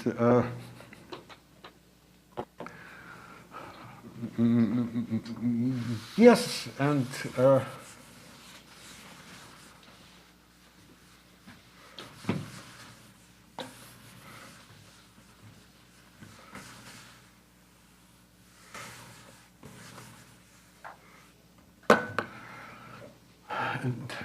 so, no, practically, the fact which we have to check here is also the same as finite dimensional case. Only problem that situation is infinite dimensional and so on. So it means that I have one vertex operator, maybe GS1, 1. 1, it means I choose some vector from here and consider the product of 2 and in the opposite direction. And again, the statement is that symmetric powers in both order have to coincide. If yes, then it is actually what we want.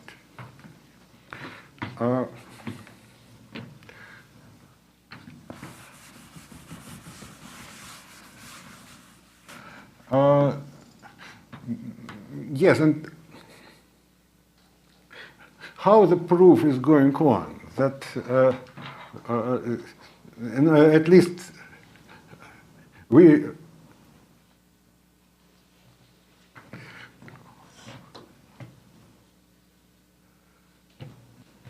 no, if you know about Knyzhnik-Zamolodchikov business, then it is going along this way. So how we can imagine this story? One vertex operator is in G first, it is depending in Z1. And then it is G second, depending in Z2. Yes, and we consider acting this on highest weight vector, in this case chi, and take scalar product of this. Yes, and correlation function is this. So it is function in two variables, Z1 and Z2. No, with value in G times G or G star times G star, this is as you like. Yes, and the fact that such kind of elements commute, this is some fact about these two correlation functions in two different orders. And so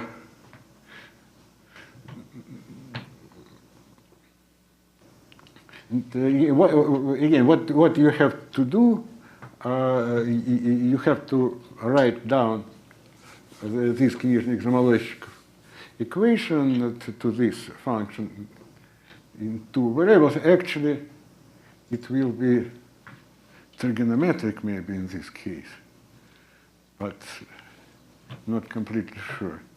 No, because something we have in 0 and in infinity, it is something like this.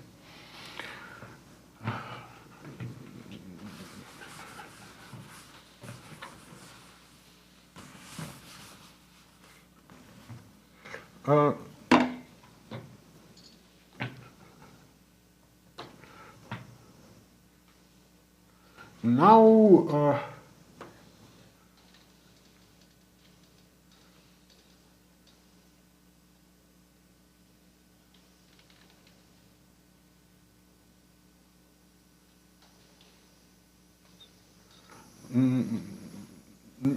maybe, no, in this case it is yes, but let me say at least formally what to do.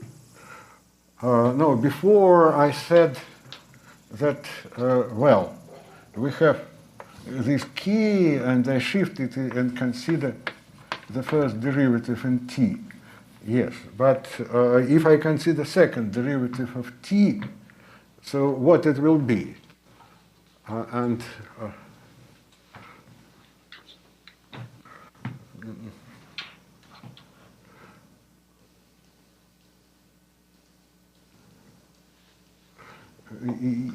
But how to see it?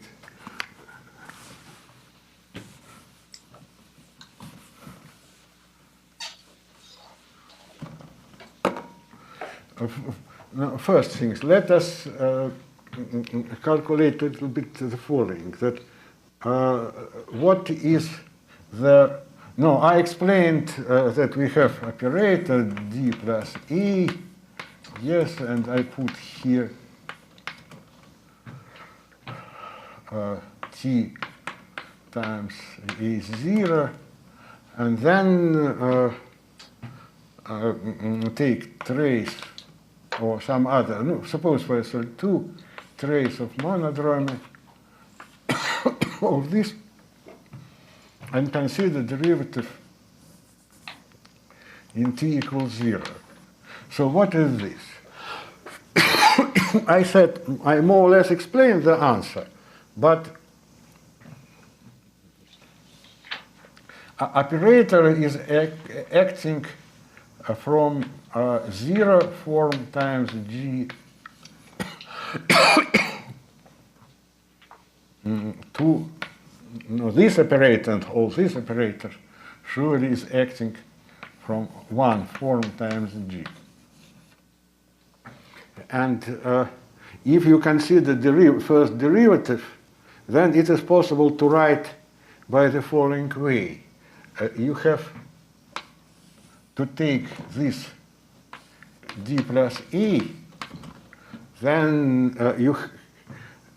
d plus a is is operator acting from this to this.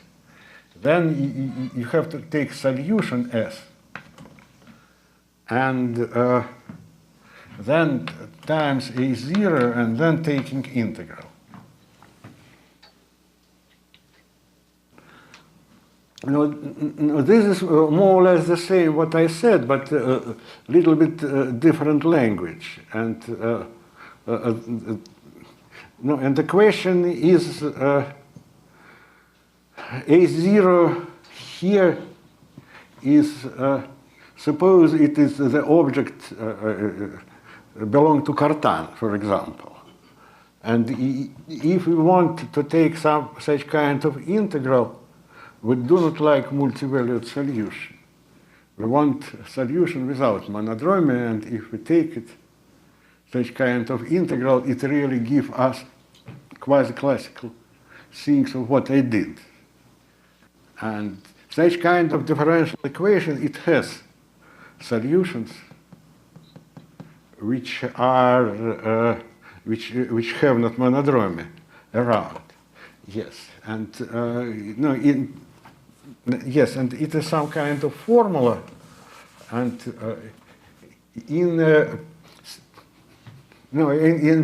you look to a theory of differential of any book about differential equation, even in a case when it is not matrix valued, but suppose A belongs to L.1, you write this, and in this case monodromy is simple, surely, and you expand this trace. No, it is not trace, it has to take maybe monodromy itself. I do not know, in 0. No, I cannot say it correctly, but I want to say that in the textbook this is the following, that if you take expansion in t, and if you take second coefficient, second derivatives, then it will be the integral of such sort as x1, I think as x2, a0 x1, a0 x2, but you have to take the integral properly. At least it has to have meaning. Yes. Now it is only idea that if you write down expansion, that first expansion it will be one-fold integral, second expansion it will be two-fold integral, and so on. And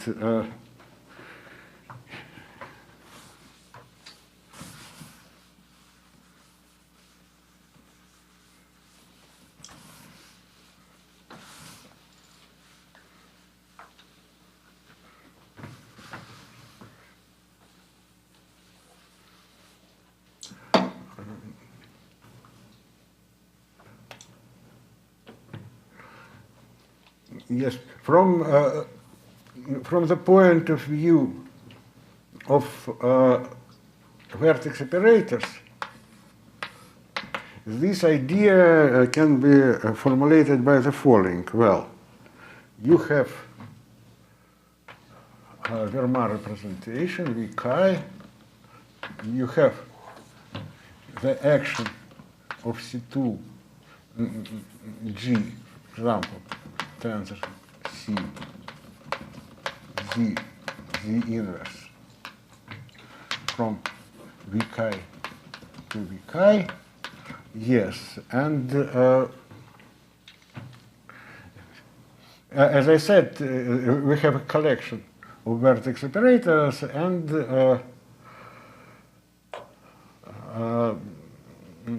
first element of our commutative system is the image of A here. Now, the question is how to write down other elements. And other elements are the following, that we have a collection of vertex operators. Vertex operators can act from Vk to Vk plus gamma, like in finite dimensional case. Yes, and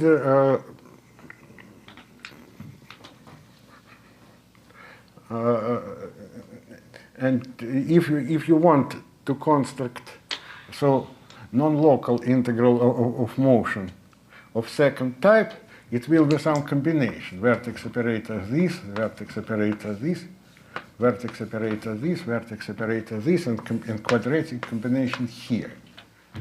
And such kind of combination give us the second element. Third element are constructing similarly, and so on. And so one of my goal is to explain how these things, how they are going. Yes, but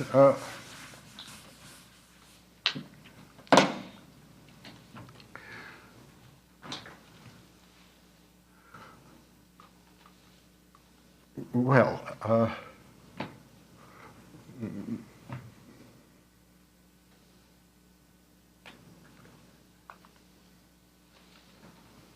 no, to explain better how to construct quadratic operators, I need to explain better what is going on in finite dimensional case. Maybe I do it in the beginning of tomorrow. Now I want to say two things. One thing is that if you consider Virasoro, what to do? Now, in this case, situation is following, that you take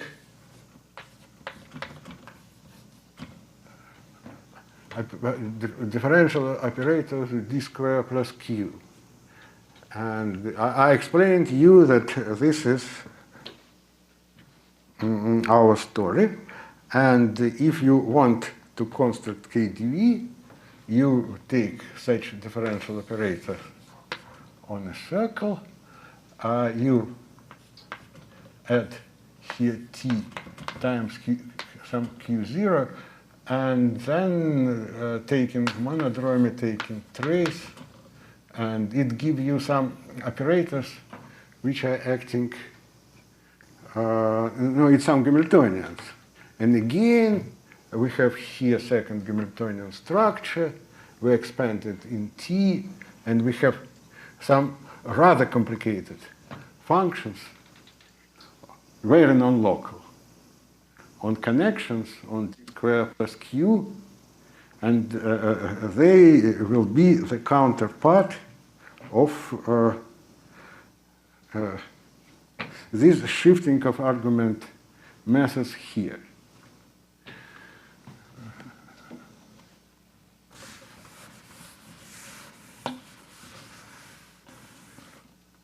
No, you can ask me, no, from Virasoro point of view, all these quasi-classical things can be understood as a sort of hint, maybe it is hard to use for quantization, at least directly. But the result will be the following, that suppose we have Virasoro representation. We have some C and we have some H. And we have Fermat representation depending, say, in H and C. Yes, and we know to construct something which is acting from this to this.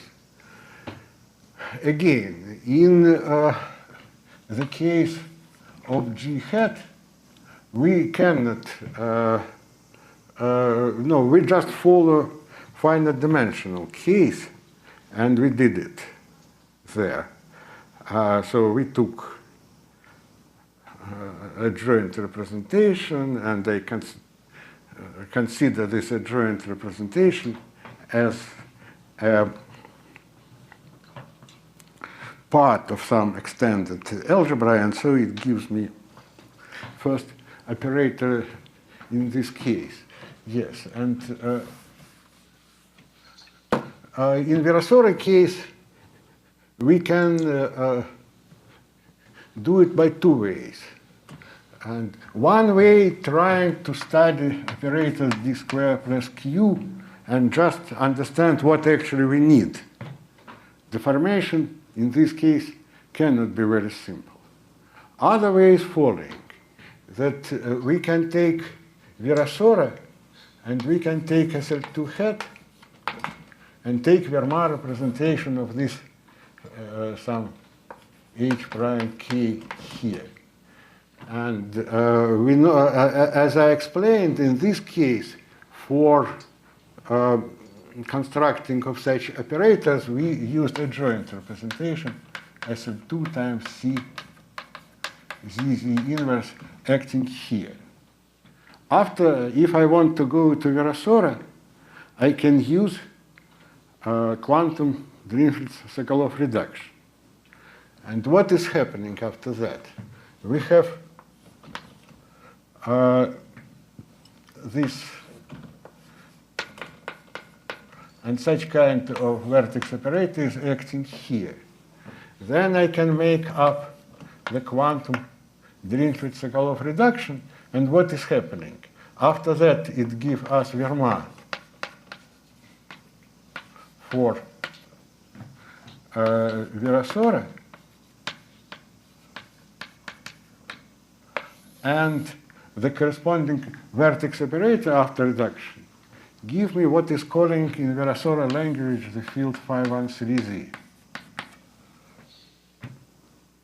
And this is actually what has to be done in Virasoro case.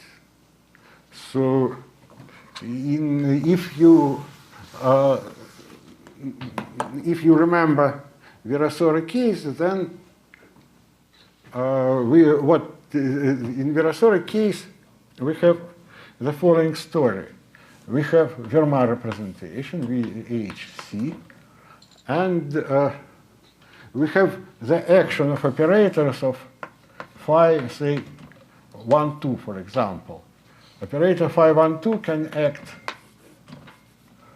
h plus something or h minus something c. And operator phi 1, 3 can act from this to this minus plus, and it is not important, but phi 1, 3 can act from this to this. Yes, and this is actually the story in Virasoro case. So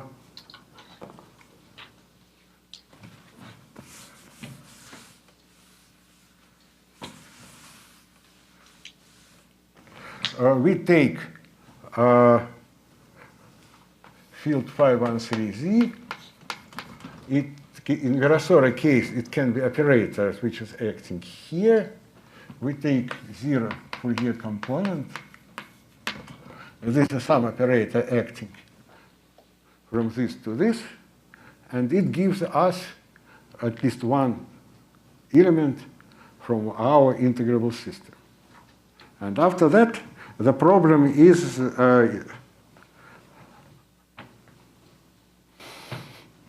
again, and all what I am talking now can be understood as a guessing work. So I'm just trying to find correct vertex operators which give me integral of motions. But for example, this choice is correct. So it means that this is a part of big integrable system which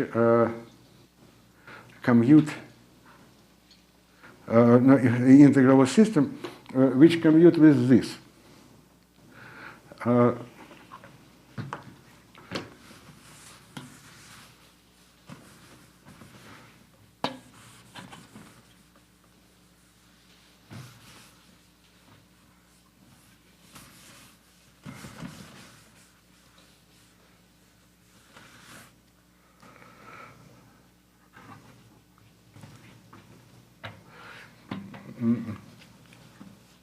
Now today, in this Virasora and the SL2 head cases, I explain only the question that, okay, right now we have only one operator.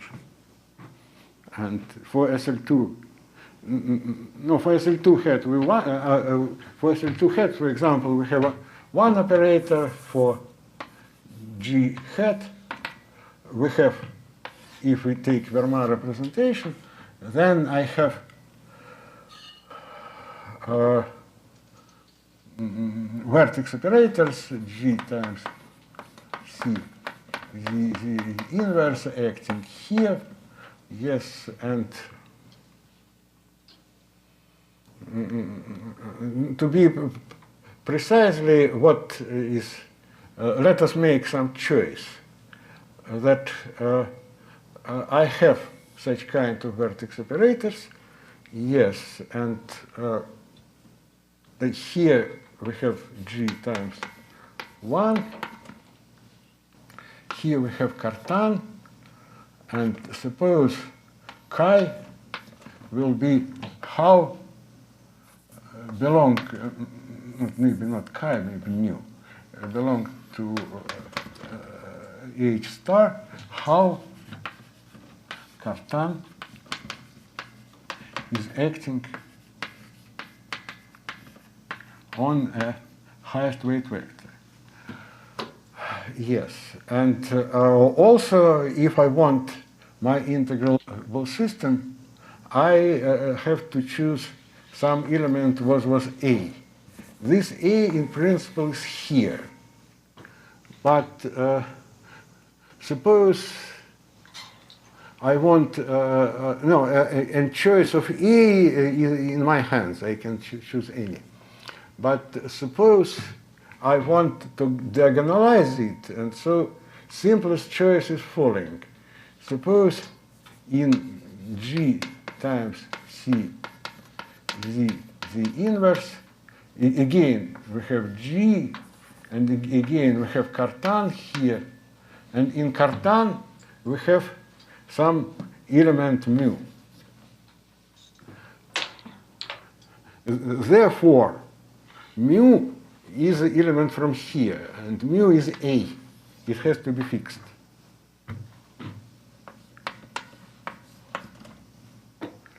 Yes, and in this case, mu in my notation labeled vertex operators. So I have many operators, as many as I have nu, but mu is fixed. And because mu is chosen by this way, and it is graded space, it has bigrading, and this is homogeneous with respect to energy grading and with H grading. So it gives me some operator acting on this space which preserve the homogeneous components. And after that, I have a problem of diagonalization. Now,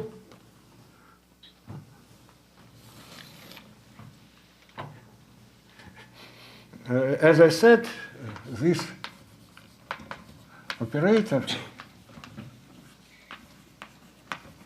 they are screenings.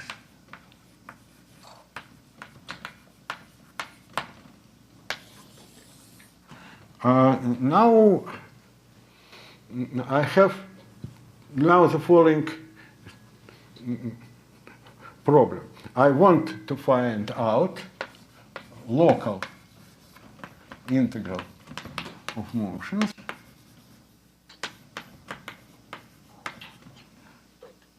which commute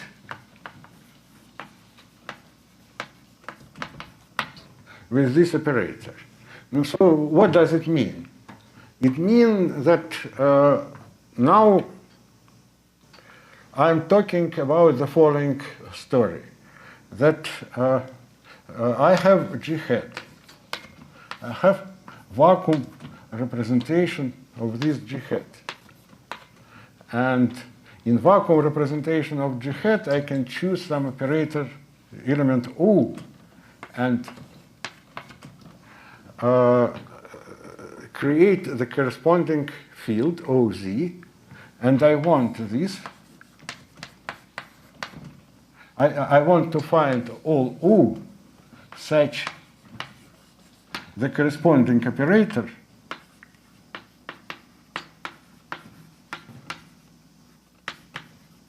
commute with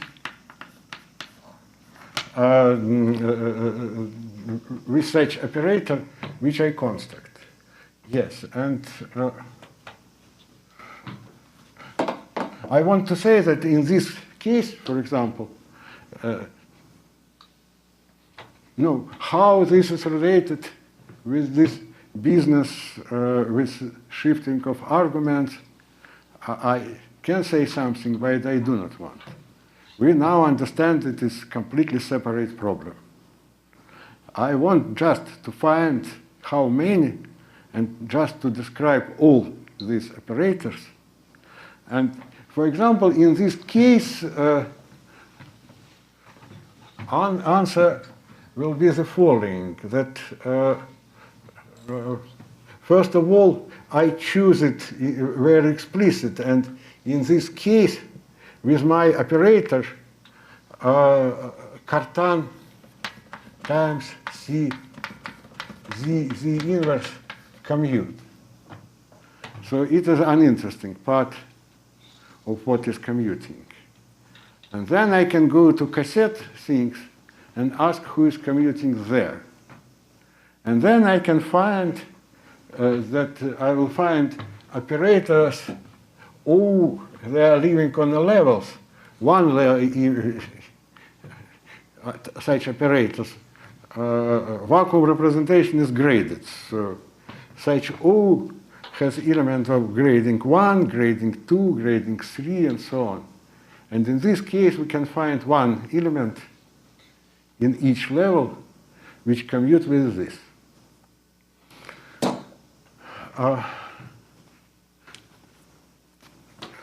Yes, so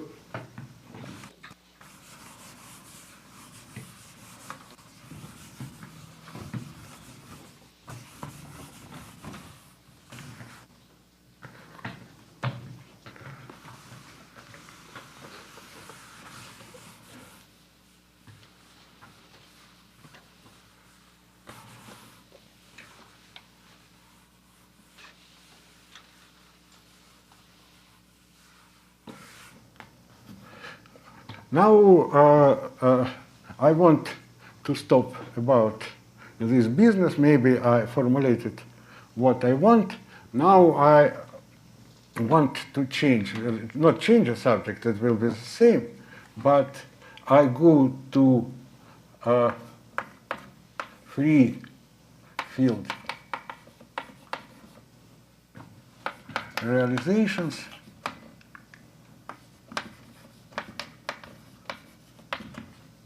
Screenings and quantum groups.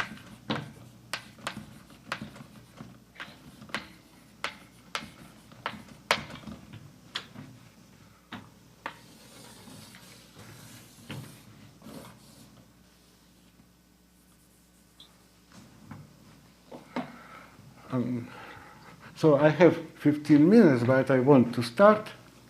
And right now you can forget all what I said till this moment. And later, tomorrow, it will be clear why I am talking about the same things. Okay. Let me start.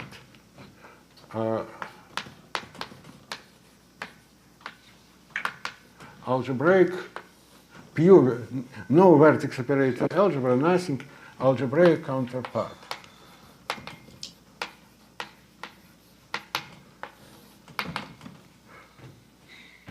No, I promise you that screenings here and screenings here, I construct some bridge, but now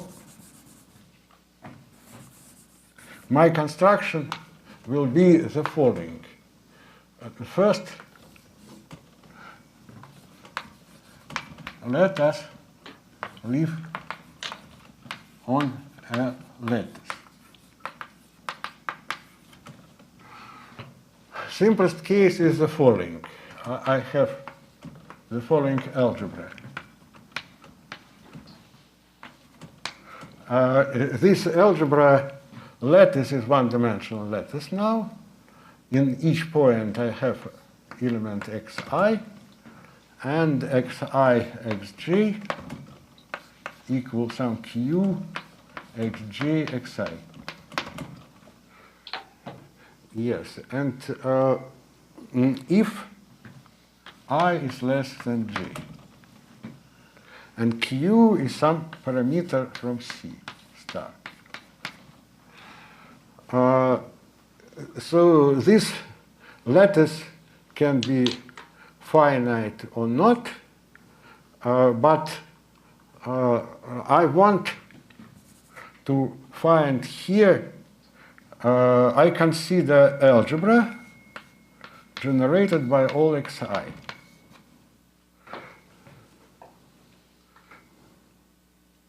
Maybe even later, maybe more, but xi inverse also.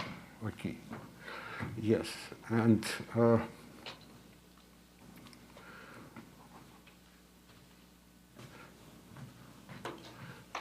screening S. In this case, it will be the sum of xi. Yes, it is, well, how to think about this? This algebra is right now finite sums of these x and their products, yes, but this thing is in principle infinite, from minus infinity to plus infinity. And now let me do the following, and it will be important later. Otherwise, S later will be the element of a quantum group.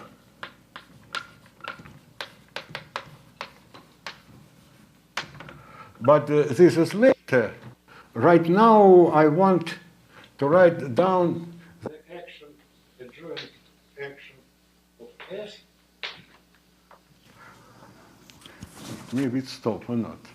I don't, the joint action of S on this algebra. What it is doing? I take, no, the,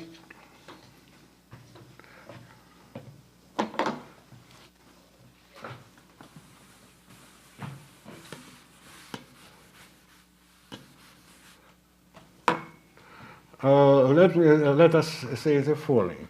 Algebra generated by this xi is graded, and now I need only very simple grading where degree of xi equal 1. Yes, and In this algebra, if I take element A of degree I of degree S and element B of degree T, then I define the Q bracket AB Q as AB minus QST BA. Or minus. I want this be that xi q bracket xj is 0 if I is less than j. Is it correct or opposite? No, I think correct. Anyway, so this operation is just q bracket, and no, this is natural analog of usual bracket, and if I take my algebra and take some element from there, for example, no, any element, but maybe finite right now, then add S. If I apply it to some element B, no, by definition it will be in some direction. It will be, maybe it will be Q bracket, like this. This is just the definition of the action. No, it's the definition of this operator. Now, now let us look what this operator is doing. If we apply it to just xi, we have xi here. Then this xi, q commute with all elements here, and not q commute with all elements here, if I also not mixed left and right. At least it means that if I take q bracket of this, then to this xi, so what it will be? It will be xi, maybe square, maybe it is, but xi square plus xi times with some coefficient tail which is going on here. So because it is what? It is, I take such q bracket, and so what is this? It will be xi square times maybe 1 minus q, yes? And plus xi times the sum of xj if j is less than I. It gives us this, and here will be some coefficient also. Maybe the same. No, the same. Because xi, xj, I think the same, yes. So naively it means the following, that we have something sitting in a point I, and then I take this xi and act by this adjoint action, and so it gives me the xi maybe times some tail. Now, if I do not like tail, for example, then tail does not appear if I take something of degree 0. If I take xi plus 1 inverse, for example. Then if I take the object like this and start to calculate Q bracket with this, that it gives us something, but it will not be here and it will not be there. Because this object itself, it has degree 0. Therefore, it will be 0 from to the left and 0 to the right. Yes, but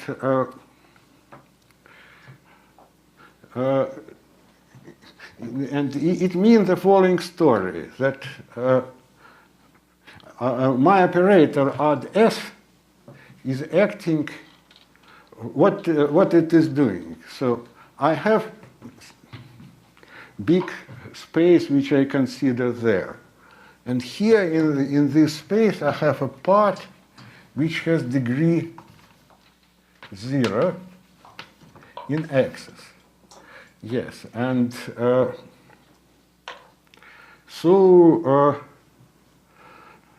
suppose it is my algebra maybe A, for example. It is 0 part of this, and this add S, send this to A1, because it does not create these tails at all. Yes, and no, after that, no, surely I can apply my S again, but in this case, some tails surely appear, and maybe it is not bad, but at least this operator acting from this to this. And why this algebraic, simple algebraic things, how much it is related with what we are doing? So, well, in degree 0, these are 0. What kind of elements we have? No, we have some elements xi plus 1 inverse, and such products actually generate the part of degree 0 in my algebra. Yes, and if I denote this by sigma I, then now our commutation relation become local in terms of this sigma. Sigma I, sigma j, they are commute if they far. If but sigma I and sigma I plus 1 not. It is some relation between them. Yes,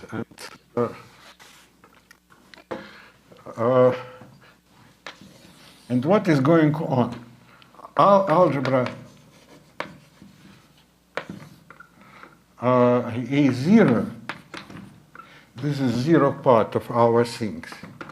This imitate vacuum representation of some W-algebra in principle, because it is not in some vertex operator algebra. But right now it is just algebra. Yes, and we can take actually this is the imitation of vacuum representation of free vertex operator algebra, but it does not matter. That I want to say now only the following. In A0, we can take the subalgebra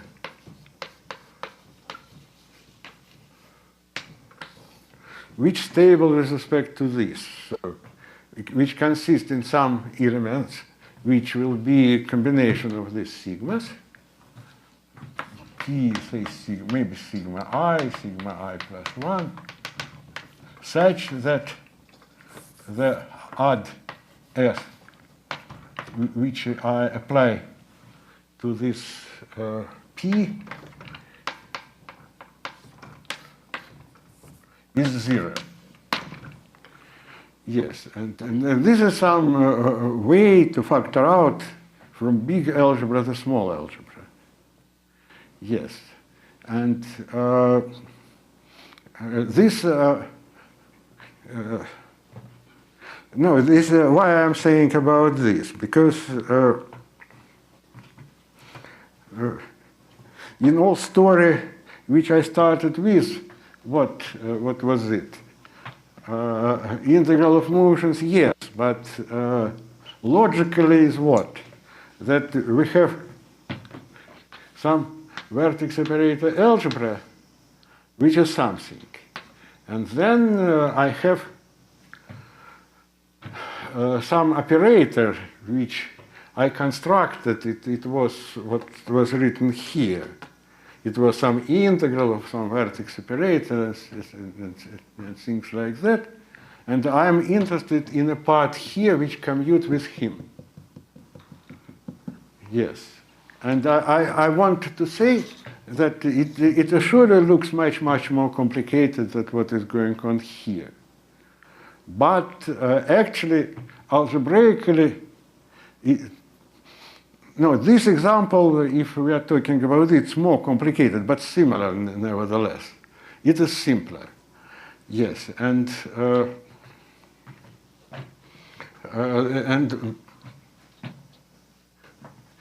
no, subalgebra in A0, which commute in this sense, which commute with this S, or which is stable with respect to this adjoint action.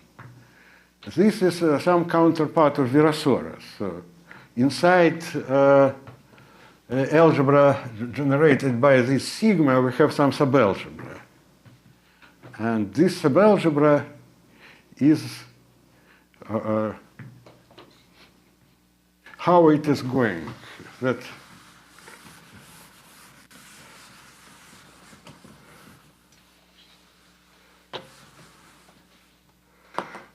we have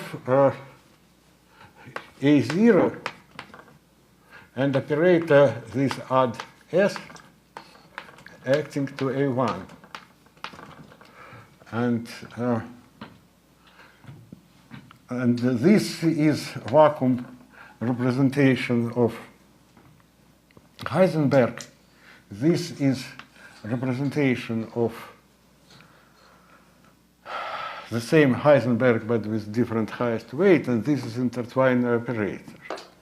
Or you can think about this in this language. We have some Virasoro here, the subalgebra here.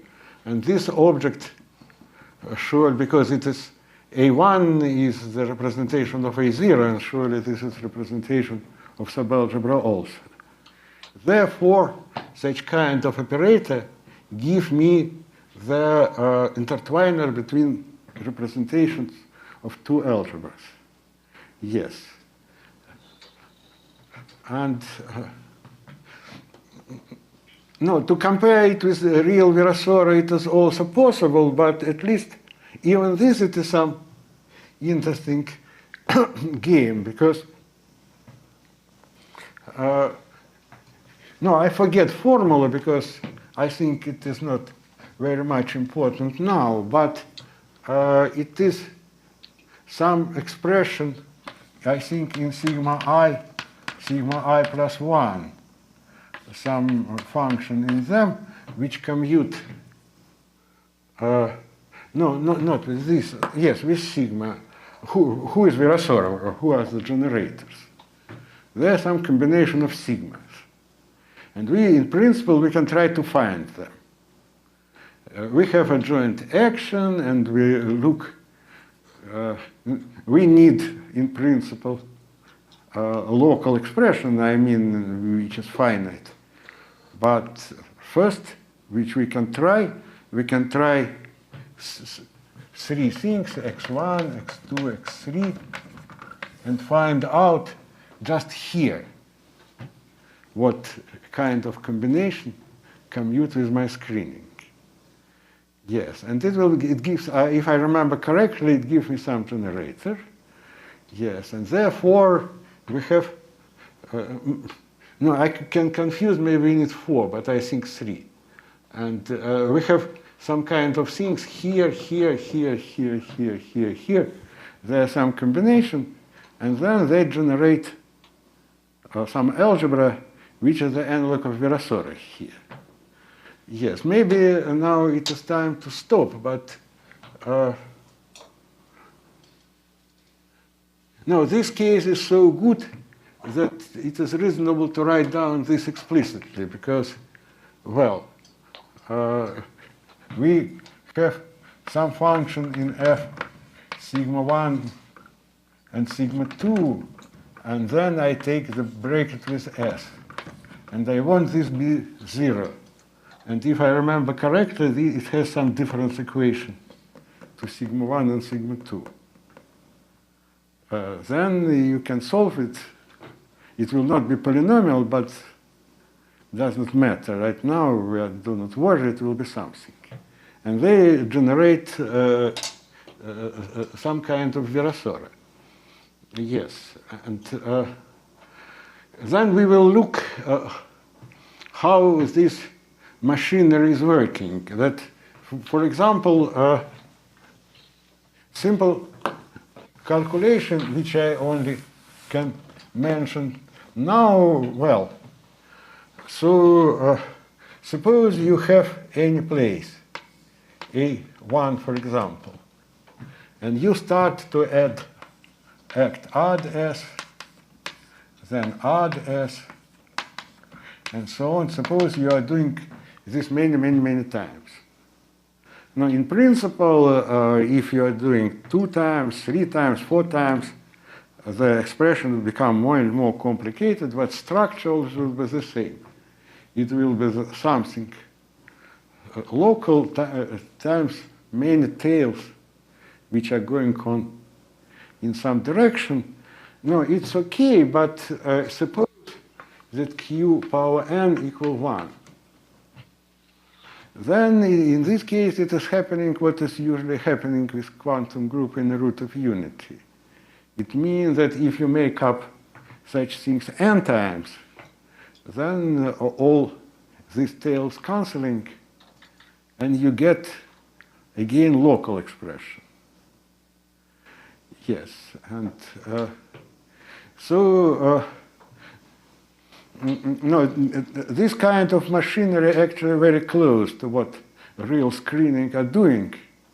And we have to talk a little bit about this algebra. This algebra is maybe standard part of initial quantum group courses, but it's good to formulate precisely what is going on.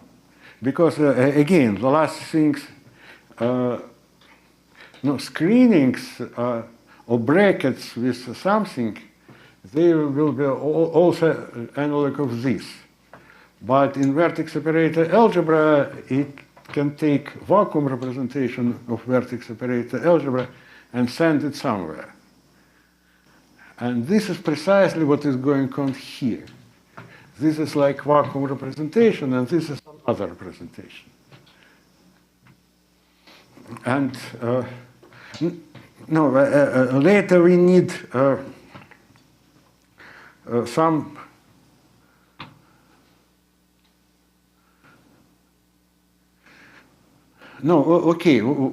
what my plan to do? I want to explain how the machinery of local and non-local integral of motion are working here, then return maybe to the simplest case for usual vertex operator algebra, and then explain, if it's possible, how it is working in our little bit more complicated case with this shift of arguments. Business, because they are same situation, but confusingly hidden. Then, okay.